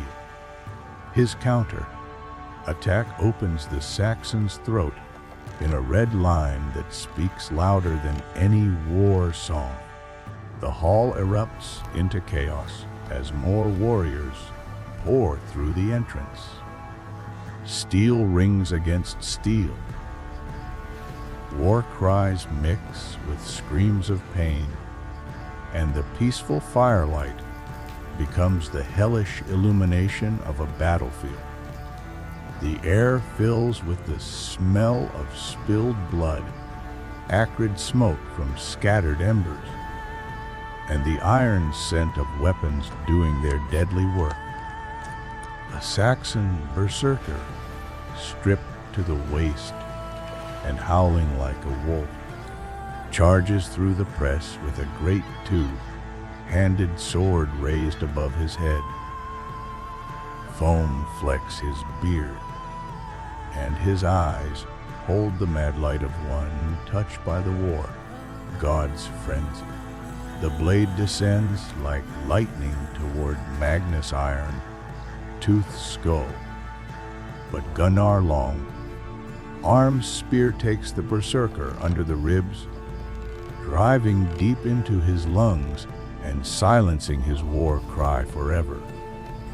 You find yourself pressed back with Bjorna's Saxon warriors rally around their chieftain, a gray, bearded man whose byrnie shows the bright rings of expensive mail and whose sword bears the serpent pattern of southern smiths. He shouts orders in his own tongue, trying to organize resistance, to form the shield wall that might yet save his people from the northern wolves. Their leader, Jorn, grunts between sword strokes, parrying a thrust that would have opened his side. Take him, and they break. You see the truth of it. The Saxon chieftain is the heart around which their resistance forms. Kill him, and his men become a mob. Let him live, and he might yet snatch victory from the jaws of defeat. But he is no easy target, protected by his best warriors, and armed with weapons that gleam like captured starlight.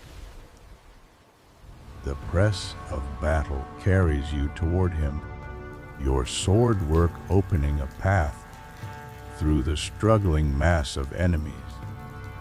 A young Saxon springs at you from the side, his Sikhs seeking the gap under your arm where mail gives way to leather. But your shield rim catches him across the jaw with force enough to break bone. He spins away into the fire pit, adding his screams to the symphony of battle. Another warrior, this one with the look of a veteran about him, meets your advance with sword and shield, his stance showing the training of the southern fighting schools. His blade work is precise, economical, deadly in its simplicity. For long moments you exchange cuts and thrusts, neither gaining advantage, both searching for the opening that will end the contest. You find it when he extends slightly on a thrust toward your throat. Your sword slides along his blade and locks at the hilt, close enough that you can smell his breath, sour with awe and fear. Your seeks appears in your left hand as if by magic, its point finding the gap between his helmet and Bernie. The blade goes home with a wet sound, and another Saxon learns the price of facing northern steel. The tide of battle flows around the hall like flood water, carrying men together and apart in its deadly current. The air grows thick with smoke from scattered fires and the metallic taste of spilled blood. Somewhere in the chaos, a war horn sounds. Not the deep note of your own bronze instrument, but the higher cry of a Saxon commander calling his men to rally. But it is too late for rallies, too late for anything but death and defeat. The surprise has been complete. The attack so sudden and fierce that the Saxons never had time to form their battle line or don their armor properly. They fight now as individuals, each man selling his life as dearly as he can, but without the unity that might have saved them. The Saxon chieftain falls at last, Bjorn's axe taking him between neck and shoulder with a blow that nearly severs his head from his body. With their leader dead, the remaining Saxons lose heart rapidly. Some flee through the hall's rear door into the night. Others throw down their weapons and cry for quarter. Still others fight on with the desperate courage of men who know they are already dead. You show mercy to those who yield, for dead men carry no tales and earn no ransom, but you are ruthless with any who continue to resist. This is not cruelty, but necessity. A reputation for invincibility is worth more than any treasure. And it is built one victory at a time on the broken bodies of those who thought they could stand against the sea wolves. The battle's end comes suddenly, as it often does. One moment the hall rings with the clash of weapons. The next it falls into relative quiet, broken only by the groans of the wounded and the crackle of fires spreading from the scattered hearth coals. Bodies lie twisted in death's final embrace, Saxon and Norse intermingled in the democracy of the battlefield, where all men are equal before the sword. You survey the carnage with a warrior's eye, counting losses and gains with the cold calculation that keeps raiders alive in hostile lands. 3 of your men are down. Young Thorvald Bright, blade with a Saxon spear through his chest, Orm the Tall with his skull split by an axe blow, and Kettle Ship, foot with wounds too many to count. They died as warriors should, weapons in hand and enemies at their feet, but their loss weakens your force for whatever trials yet await. Fire the hall, you command, wiping Saxon blood from your sword blade.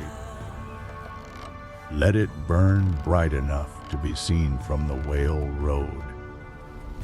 The flames catch quickly in the dry thatch and seasoned timber, sending sparks spiraling up into the night sky like the souls of slain warriors ascending to Valhalla's golden route. The fire's light reveals the full extent of your victory.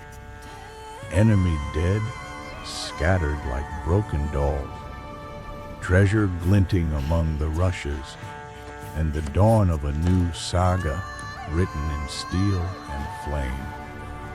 But even in victory, you know the night's work is far from over. The fire will be seen for miles, drawing other Saxon forces like moths to a deadly flame. Already you can hear horns calling in the distance, village to village, carrying word that the sea wolves have come ashore. Soon this coast will swarm with enemies, and the sea wolf must be far away when they arrive. Take what you can carry, you order. Silver, weapons, anything of worth. But quickly now, before the countryside wakes to hunt us. Your raiders move through the burning hall with practiced efficiency, gathering the spoils of victory while the flames spread overhead. Arm rings and neck torques disappear into leather pouches. Saxon swords are claimed as prizes, and the chieftain's silver mounted horn becomes a trophy to grace your own hall. When the voyage ends, the work goes swiftly, for these are men who have learned to loot efficiently in the brief time between victory and pursuit. Within minutes, the portable wealth of the Saxon village has been transferred to Norse hands, and the raiders stand ready for the withdrawal that is as crucial as the attack itself. You lead them away from the burning hall into the darkness beyond, following paths that Eric's scouts marked during their daylight reconnaissance. Behind you, the flames climb higher, turning night into day and sending up a pillar of smoke that will mark this place as a site of defeat for any who dare challenge the sons of the northern seas. The retreat moves quickly but carefully, for the paths are treacherous in darkness and pursuit cannot be far behind. You can hear voices shouting in the distance, see torches beginning to move as the Saxons organize their response. But by the time they gather courage to investigate the burning hall, the sea wolves will be safely aboard their ship and ready to vanish into the whale road's protective embrace. The hidden cove welcomes you like a sanctuary, its dark waters reflecting the stars that have watched over your victory. The sea wolf rests at anchor exactly where you left her.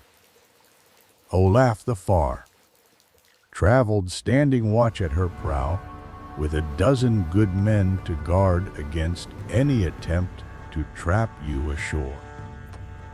The sight of your ship, solid and real and ready for the sea, fills your heart with the fierce joy of the successful raider. The crew scrambles aboard with their spoils, moving quickly but quietly in case Saxon pursuers have found the cliff path. The anchor comes up dripping with black water, and oars slide into the sea with barely a splash. Within minutes, the sea wolf is moving toward the cove mouth and the open ocean beyond, carrying her crew and their hard, one treasure away from the burning, evidence of their victory. As you clear the headland and feel the first swells of the deep ocean beneath your keel, you look back once at the coast you are leaving. The hull burns like a beacon in the darkness, its flames visible from far out to sea. Smoke rises thick and black against the star-filled sky, carrying with it the saga of this night's work. The battle is won, the treasure secured, and the sea wolf runs free once more upon the whale road. But you know this is only the beginning of the voyage, only the first verse of a saga that will be sung in the halls of your people for generations yet unborn.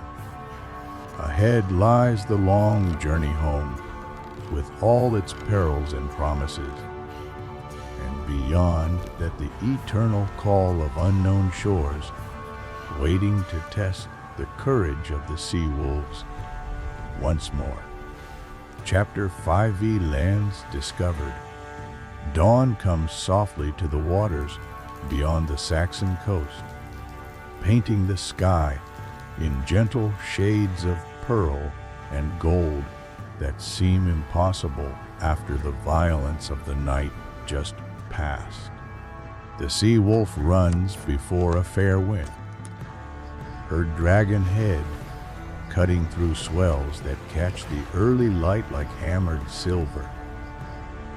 Behind you, a column of smoke still rises from the burned hull, a dark smudge against the brightening horizon that marks the site of your victory and warns other coastal dwellers of the sea wolves passing. Your crew works the ship with quiet efficiency, some tending the sail that drives you steadily away from hostile shores, others scanning the waters ahead for signs of pursuit or opportunity. The spoils of the raid lie secured in the ship's center. Silver arm rings and neck torques that gleam like captured starlight, Saxon weapons with their strange southern patterns, bolts of fine cloth that will bring good prices in the northern markets. But it is not treasure that draws your eyes forward as the morning strengthens. Ahead, revealed by the rising sun and the clearing of the morning mist, lies a coast unlike any you have seen before, where the Saxon shores showed the familiar green of lands, much like your own homeland. This new coast presents a different face, entirely white cliffs that gleam like bone in the sunlight, topped with forests so dense and dark they seem to swallow the light that falls upon them. Unknown waters. Eric 1. Eye murmurs beside you, his remaining eye bright with the excitement of the born explorer. No saga speaks of this coast, no runestone marks its harbors. You nod, feeling the peculiar thrill that comes to those who sail beyond the edge of mapped waters into realms where even the gods' knowledge grows thin. This is why men dare the whale road despite its perils, not for gold alone, though gold has its place, but for the chance to see what no man has seen before, to set foot on shores where no human boot has ever left its print. The wind carries new scents from this unknown land, flowers that bloom nowhere in the northern seas. Trees whose resin smells of distant summers, and underneath it all the green breath of untouched wilderness. Mixed with these earthy odors comes something else, something that makes the crew stir uneasily and reach instinctively for their weapons. The scent of wood smoke, but not the familiar smoke of hearth fires and cooking. This smoke carries an older smell, like the sacred fires that burn in the temples of the gods. People, Jorn the Red, Beard observed, testing the air like a hound on the scent. But not many, and not near the shore. You study the coast through eyes, trained by years of reading foreign shores for signs of danger and opportunity. The beaches are empty of boats. The cliff tops show no watchtowers or signal fires. If people do indeed dwell in this land, they either hide well or have never learned to fear the coming of ships from the sea.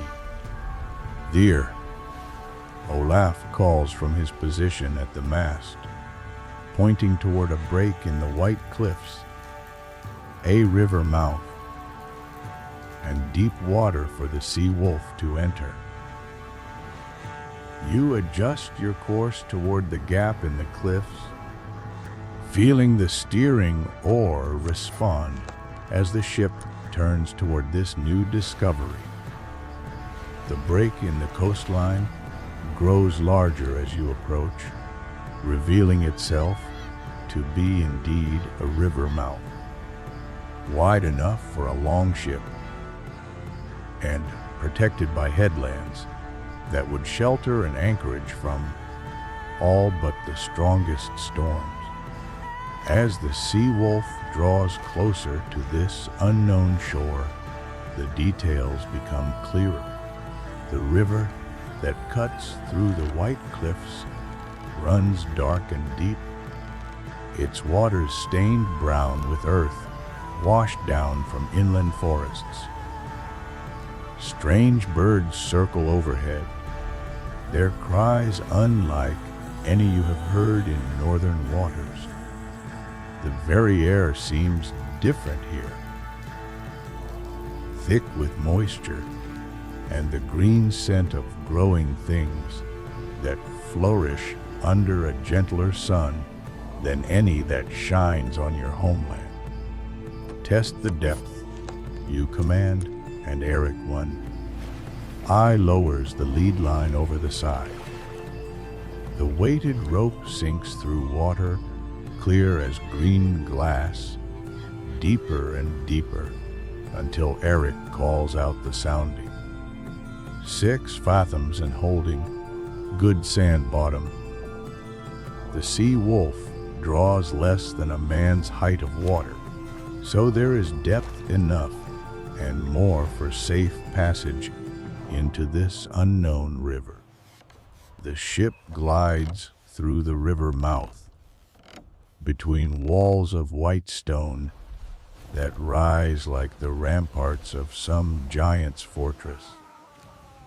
The water within is calmer than the open sea, protected from wind and wave, and the air carries new sounds. The plash of fish jumping, the rustle of reeds growing thick along the banks, and somewhere in the distance, the musical sound of water running over stones. Ancient trees lean over the water from both banks, their branches so thick they nearly meet overhead, creating a green tunnel through which the sea wolf passes like a serpent returning to its lair. You have never seen such forests where oak and ash grow larger than any trees in your homeland, their trunks so massive that 10 men linking arms could not encircle them, their crowns lost in green shadows that seemed to hold the secrets of the world's youth. The silence here is profound, broken only by the gentle splash of your oars and the whisper of wind through leaves that have known no axe, no fire save lightning's touch. It is the silence of places where men have never walked, where the old powers still hold sway and the spirits of wood and water remember the time before iron, before ships, before the coming of those who would tame the wild places of the earth. Ship oars, you whisper, for somehow this place demands quiet, commands respect from those who would enter its green halls. The sea wolf drifts forward on the river's gentle current, her dragon head parting waters that reflect the overhanging branches like a mirror made of liquid emerald. Fish rise to investigate this strange intruder, their silver sides flashing as they dart away into the green depths. A white bird, larger than any gull, watches from a dead branch before taking flight with wing beats that sound like distant drums. The river curves gently to the east, and around each bend new wonders reveal themselves. Deer come down to drink at the water's edge, lifting their heads to watch the ship pass with large dark eyes that show no fear, only curiosity. These animals have never learned to flee from the sight of men, and their innocence touches something deep in your warrior's heart that has been hardened by years of battle and bloodshed. A family of otters plays in the shallows near the bank, their sleek bodies diving and surfacing with liquid grace. They seem to dance in the water, celebrating some otter joy that needs no words or weapons to express itself. Watching them, you remember your own children safe in the halls of home, and wonder what they would think of this place where war has never come and peace flows like the river itself. Miles upstream, the forest begins to thin, giving way to meadows that stretch green and gold toward distant hills. The air grows warmer as you penetrate deeper into this unknown land, and new scents reach your nostrils. Wildflowers blooming in profusion, fruit trees heavy with summer's bounty, and the rich smell of earth that has never known the plow, but grows thick with grass that waves in the gentle breeze. Look there, Magnus Iron Tooth calls softly, pointing toward the eastern bank. You follow his gaze and see structures among the trees, but not the timber halls and earthwork ramparts you expected. These buildings, if buildings they are, seem to grow from the forest itself. Great mounds covered with earth and moss, doorways carved into living rock, bridges woven from vines that span the river in graceful arcs. Smoke rises from hidden chimneys, thin wisps that speak of fires banked low and tended with care. But no people show themselves though you sense watching eyes from the green shadows. This land holds folk, but they are not like the Saxons with their proud halls and glittering weapons. These seem to be people who live with the forest rather than despite it, who have learned to make peace with the wild powers that rule here. Shall we land and investigate? Jorn asks, his hand resting on his axe handle, but his voice holding more curiosity than threat. You consider this carefully. Your crew is weary from the night's battle and the long rowing that followed. The treasure you have won needs to be properly secured, and the wounded need tending. Most importantly, you are far from home waters with enemies likely pursuing from behind. Caution would suggest pushing on, seeking known harbors and familiar coastlines. But the explorer's blood runs strong in your veins, the heritage of ancestors who first dared the whale road when it was a path to mystery rather than a highway to known lands. This river and the people who dwell beside it represent knowledge that might prove valuable in future voyages. Allies who might trade fairly or enemies whose strength should be measured while you have the advantage of surprise. We beach the ship, you decide, but carefully, with guards posted and weapons close to hand. This land may be peaceful, but peace can change quickly when strangers meet for the first time. The sea wolf's keel grates gently against sand and stone as you guide her toward a natural landing place where the bank slopes down to meet the water. The sound seems unnaturally loud in the forest quiet, and birds fall silent at this intrusion into their realm. You feel eyes watching from the green shadows, but whether they belong to man or beast, or something else entirely, you cannot say. The crew secures the ship with practiced efficiency, driving stakes into the soft earth and making the sea wolf fast with lines that will hold her against any current the river might produce. Half the men remain aboard under Olaf's command, weapons ready and eyes scanning the forest for any sign of threat. The other half prepares to explore this new land, to learn what secrets it might hold and what dangers it might present to northern sailors.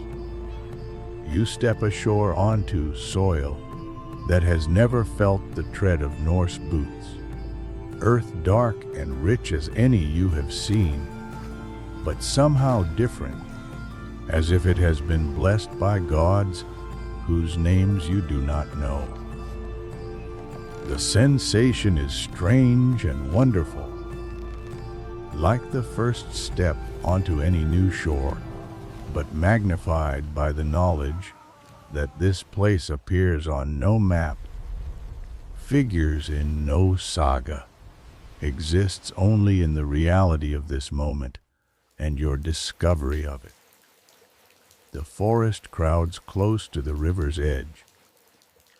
Ancient trees whose trunks bear the scars of centuries, but whose branches still reach toward the sky with the vigor of eternal youth. Vines hang like ships rigging between the massive boles, and flowers bloom in colors that have no names in your tongue. Purples deeper than royal dye, yellows brighter than beaten gold, reds that put the finest garnets to shame. A path leads away from the landing place, so faint it might be nothing more than a deer track, but showing signs of use by creatures that walk upright. You follow it with 5 chosen men, leaving the others to guard the ship and tend the wounded. Each step takes you deeper into this realm of green mystery, where sunlight filters through leaves to create patterns that shift and dance like the northern lights made visible in daytime. The silence is not complete, but it is different from any quiet you have known. No human voices break the peace. No sounds of axe or hammer speak of civilization's presence. Instead, the forest fills with its own music. The whisper of wind through countless leaves, the distant call of birds whose songs hold notes never heard in northern groves, and the soft sound of water running over stone where hidden streams make their way toward the river. The path climbs gently away from the water, winding between trees so large they seem like pillars supporting the green roof of the world. Your boots sink slightly into earth soft with the accumulated leaves of centuries, releasing scents of decay and renewal that speak of life's endless cycle in this place where time moves differently than in the world of men. After walking for perhaps half a mile, the path opens into a clearing where sunlight falls unobstructed for the first time since you left the river. What you see there stops you in your tracks, fills your mind with wonder, and your heart with the peculiar mixture of awe and unease that comes to mortals when they encounter something beyond their understanding. The clearing is circular, perhaps 50 paces across, and in its center stands a structure unlike anything in your experience. It appears to be carved from a single massive stone, shaped like a great tree with roots that disappear into the earth and branches that spread wide to support a canopy of living wood. But this tree is made of granite, its surface polished smooth and carved with patterns that seem to shift and flow when viewed from the corner of your eye. Around the stone tree, arranged in careful patterns, stand smaller stones carved with symbols that might be runes, but follow no alphabet you recognize. They seem old beyond measuring, older perhaps than the coming of men to these shores, and they radiate a sense of power that makes the hair on your arms stand upright despite the warm air. The old ones dwelt here, Magnus Iron Tooth whispered, his voice filled with the reverence that comes to warriors when they stand in places where gods have walked. This was their sacred grove, their temple under the sky. You feel the truth of his words in your bones, in the way the very air seems to thicken with unseen presences. This is a place of power, where the boundaries between the worlds grow thin and ancient magics still pulse like a great heart beating in the earth's depths.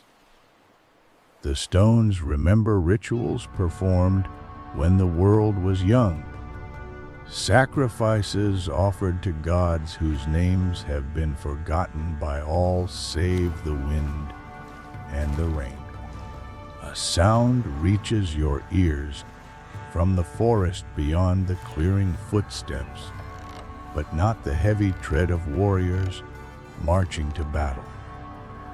These steps are light, careful, accompanied by the whisper of cloth against vegetation and the soft clink of ornaments that speak of status rather than warfare. Someone approaches, and that someone knows you are here.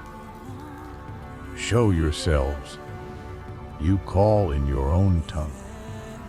Then repeat the words in Saxon and the few phrases you know of Irish. Walk come in peace to this holy place. For a long moment, nothing answers but the sigh of wind through the stone trees' granite branches. Then, the forest gives up its secret as figures emerge from the green shadows with the fluid grace of those who belong to this realm as completely as fish belong to the sea. They are not what you expected. These are neither Saxon warriors nor Irish raiders, but something else entirely tall. Slender people with skin pale as milk and hair, like spun moonlight. They wear robes of cloth so fine, it seems woven from mist itself. And their ornaments are not the gold and silver beloved by northern jarls, but gems that catch and hold the forest light like captured rainbows. The one who leads them carries a staff topped with a crystal that pulses with inner fire, and his eyes are the color of deep water under starlight. When he speaks, his voice carries the music of the river itself, flowing and melodious in a tongue that sounds like no language of mortal men. But though his words are strange, his meaning becomes clear through gesture and expression. You are welcome in this place, but you must understand that you stand on ground sacred to powers older than the gods of Asgard, and respect must be shown to the forces that dwell here. You lower your sword and raise your empty hand in the universal gesture of peaceful intent. Your men follow your example, though their weapons remain close to hand, and their eyes watch the forest for any sign of hidden dangers. The tension in the clearing is palpable. Two peoples meeting for the first time across a gulf of language and custom and belief. The forest lord, for such he seems to be, approaches the stone tree and places one pale hand against its granite trunk. Immediately, the carved symbols begin to glow with soft light, and the crystal atop his staff blazes like a star fallen to earth. The very air around the tree shimmers, and for a moment you glimpse something that might be the true nature of this place. Not just stone and earth, but a nexus where all the pathways between the worlds converge. Through gestures and simple words in various tongues, a form of communication slowly develops. These people call themselves the Alfar, which might mean elves. in their ancient speech. And they are indeed the guardians of this sacred grove. They have watched your approach from the sea, seen the fire you kindled on the Saxon shore, and read in the smoke and flame the nature of those who have come to their realm. They are not afraid, these Alfar, though they clearly understand the danger that northern warriors represent. Instead, they seem curious about your people and your purpose, asking through gesture and halting attempts at common speech about your homeland, your ships, your gods and customs. Their questions reveal minds sharp as any sword, blade, and wisdom gathered through centuries of dwelling in this place between the worlds. In return, they share knowledge of their own. This land extends far beyond what you can see from the river, stretching inland to mountains that scrape the belly of the sky and forests where trees grow large enough to house entire communities in their hollowed trunks. Strange beasts roam these wilderness reaches, creatures that exist nowhere else in the wide world. White stags with antlers like crystal, wolves with silver fur and eyes like stars, bears the size of small dragons whose fur gleams with all the colors of the rainbow. But it is not the wonders of this land that capture your attention most fully. As the day advances and the strange communication between your peoples develops, you begin to understand something that sets your heart racing with possibilities beyond any treasure of gold or silver. These Alfar are skilled in arts unknown to your people. They work metals that do not rust or tarnish, weave cloth that sheds water like a duck's back but breathes like linen, and know the secrets of navigating by stars that shine in no northern sky. Star paths, the forest lord explains, his staff pointing toward the heavens where daylight hides the celestial roads, ways across the great water to lands beyond the sunset. The implications strike you like lightning illuminating a storm, dark sky. If these people know sea, routes to western lands, they possess knowledge worth more than all the silver in the Saxon kingdoms. The whale road might extend farther than any northern sailor has dreamed, reaching to shores where untold wealth awaits the first raiders bold enough to seek it. But such knowledge comes with a price, as all valuable things do.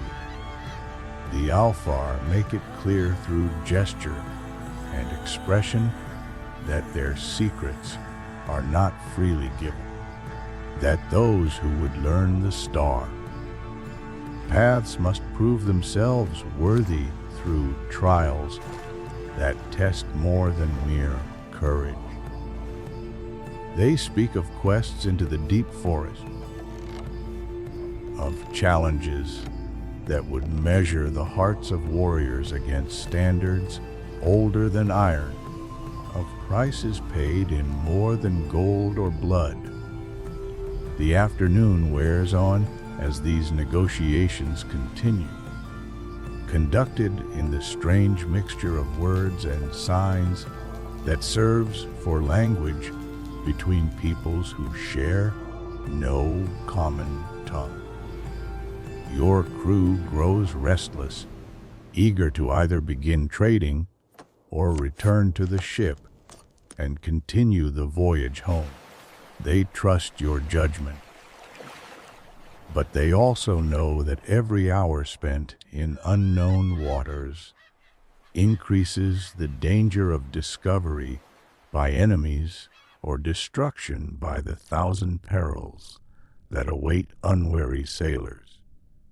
As the sun begins its descent toward the western horizon, painting the forest in shades of amber and gold, the Alfar Lord makes an offer that sets your mind racing with possibilities. He will share one secret of the star paths, one piece of knowledge that will open new routes across the Whale Road in exchange for something of equal value from your people's wisdom. What would you have? You ask through the gestures that have become your common language. The answer, when it comes, surprises you. Not weapons or treasure or the spoils of your Saxon raid, but knowledge of your own. The art of shipbuilding as practiced by northern craftsmen. The secrets of working iron into steel that holds its edge through 100 battles, and most unexpectedly, the songs your skalds sing to preserve the deeds of heroes for future generations. You consider this request carefully. The knowledge he seeks is valuable, representing centuries of accumulated wisdom passed down from master to apprentice in the workshops and halls of your homeland. But the knowledge he offers in return might open pathways to wealth beyond imagining. Routes to lands where gold lies, common as pebbles on the beach, and silver flows like water in the streams. I will share what you ask. You decide? But first I must see proof that your star knowledge is true. The Alfar Lord nods understanding and leads you to a clear space beside the sacred tree where the ground has been swept smooth and marked with lines and circles that mean nothing to your eyes, but clearly hold significance for him. No one holds significance for him. As darkness falls and the first stars appear through gaps in the forest canopy, he begins to demonstrate the truth of his claims. With movements precise as any ritual dance, he traces patterns in the cleared earth that mirror the arrangements of stars overhead. His crystal staff provides enough light to see by, and slowly the meaning becomes clear. This is a map of the night sky, but not as you have ever seen it. Where northern navigators know the paths of familiar constellations, this chart shows routes that lead beyond the edge of the known world. Follow the swan's flight, he explains, pointing toward stars that form a pattern like a great bird, flying westward across the vault of heaven. When the hunter rises in the eastern sky, sail toward the place where the swan touches the sea's edge. 7 days, sailing in a good wind, will bring you to islands where the sun sets in green fire and the beaches shine with gold. The knowledge burns in your mind like fire in dry tinder. Here is information that could make you the richest jarl in all the northern lands, could open trade routes that would bring your people wealth beyond counting. But more than that, it represents the chance to sail beyond the sunset, to discover what lies at the world's western edge, where the sun goes to die each evening. In return, you share the secrets he has requested, how northern shipwrights select and season their timber, the techniques for forging iron into steel that will not break in the fiercest battle, and the ancient songs that preserve the deeds of heroes in words that will outlast bronze and outlive kingdoms. The exchange takes most of the night, conducted in the mixed language of gesture and careful words that has grown between your peoples. As dawn approaches, painting the sky pale, gold above the forest canopy, the time comes to part.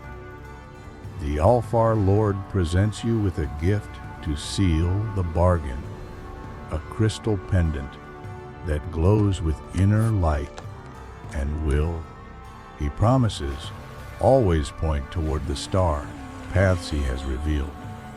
In return, you offer him a silver arm ring from your own treasure, worked with the serpent patterns of northern smiths and blessed by the priests of Odin. The sea wolf awaits at her moorings, unchanged by the night's revelations, but somehow seeming different now that she has brought you to this place of wonders.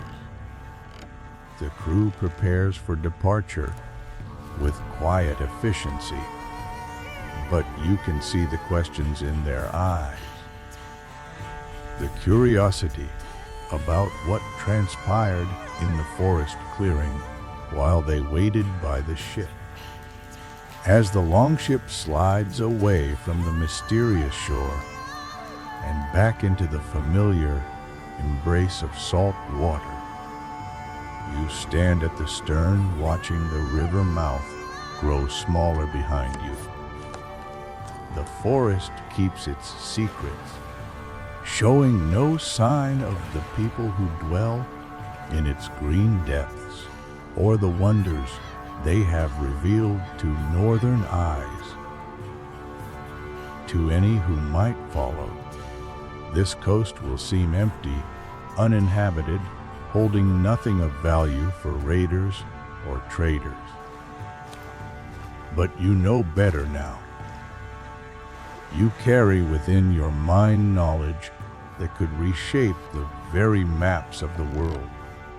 Star paths that lead to undiscovered lands where adventures await that dwarf any saga yet sung in the halls of kings. The crystal pendant hangs heavy against your chest, its weight seemingly greater than its size, as if it carries not just the promise of new routes, but the responsibility of using such knowledge wisely. The open sea welcomes the sea wolf back into its embrace, and the familiar rhythm of waves against her hull speaks of home and the end of this first voyage of discovery. But even as you set course for the northern harbors where your kinsmen wait, your mind already sails westward, following the swan's flight toward shores that exist now only in the star, maps burned into your memory. Behind you, the mysterious coast fades into morning haze, but its memory will burn bright in your thoughts through all the long voyage home. You have touched the edge of something vast and wonderful, have glimpsed possibilities that stretch beyond the horizon of your previous imagining. The Whale Road, it seems, leads farther than any man has dreamed, and you are now one of the few who know the way.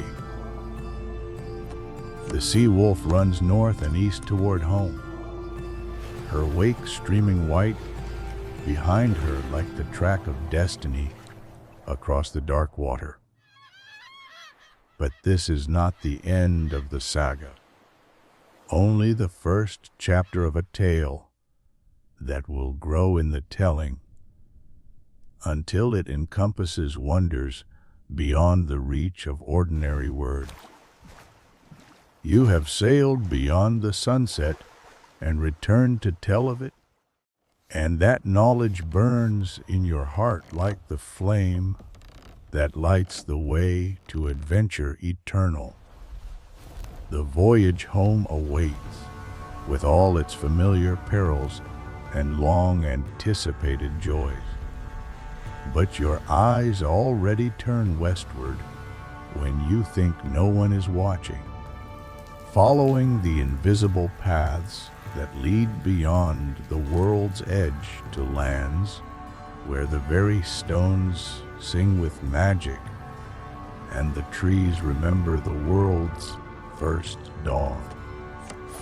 The call of the sea has brought you farther than you ever dreamed possible, and now it whispers of journeys yet to come, of shores waiting beyond the furthest horizon, where the greatest adventures of all await those bold enough to seek them.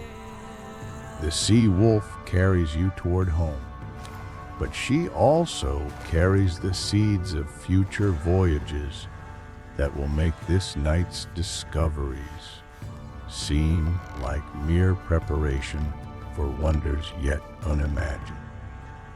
And so the saga continues, endless as the sea itself, rich as the treasures hidden in the earth's depths, and bright as the star paths that lead beyond the sunset to whatever destiny awaits the sons of the northern waves.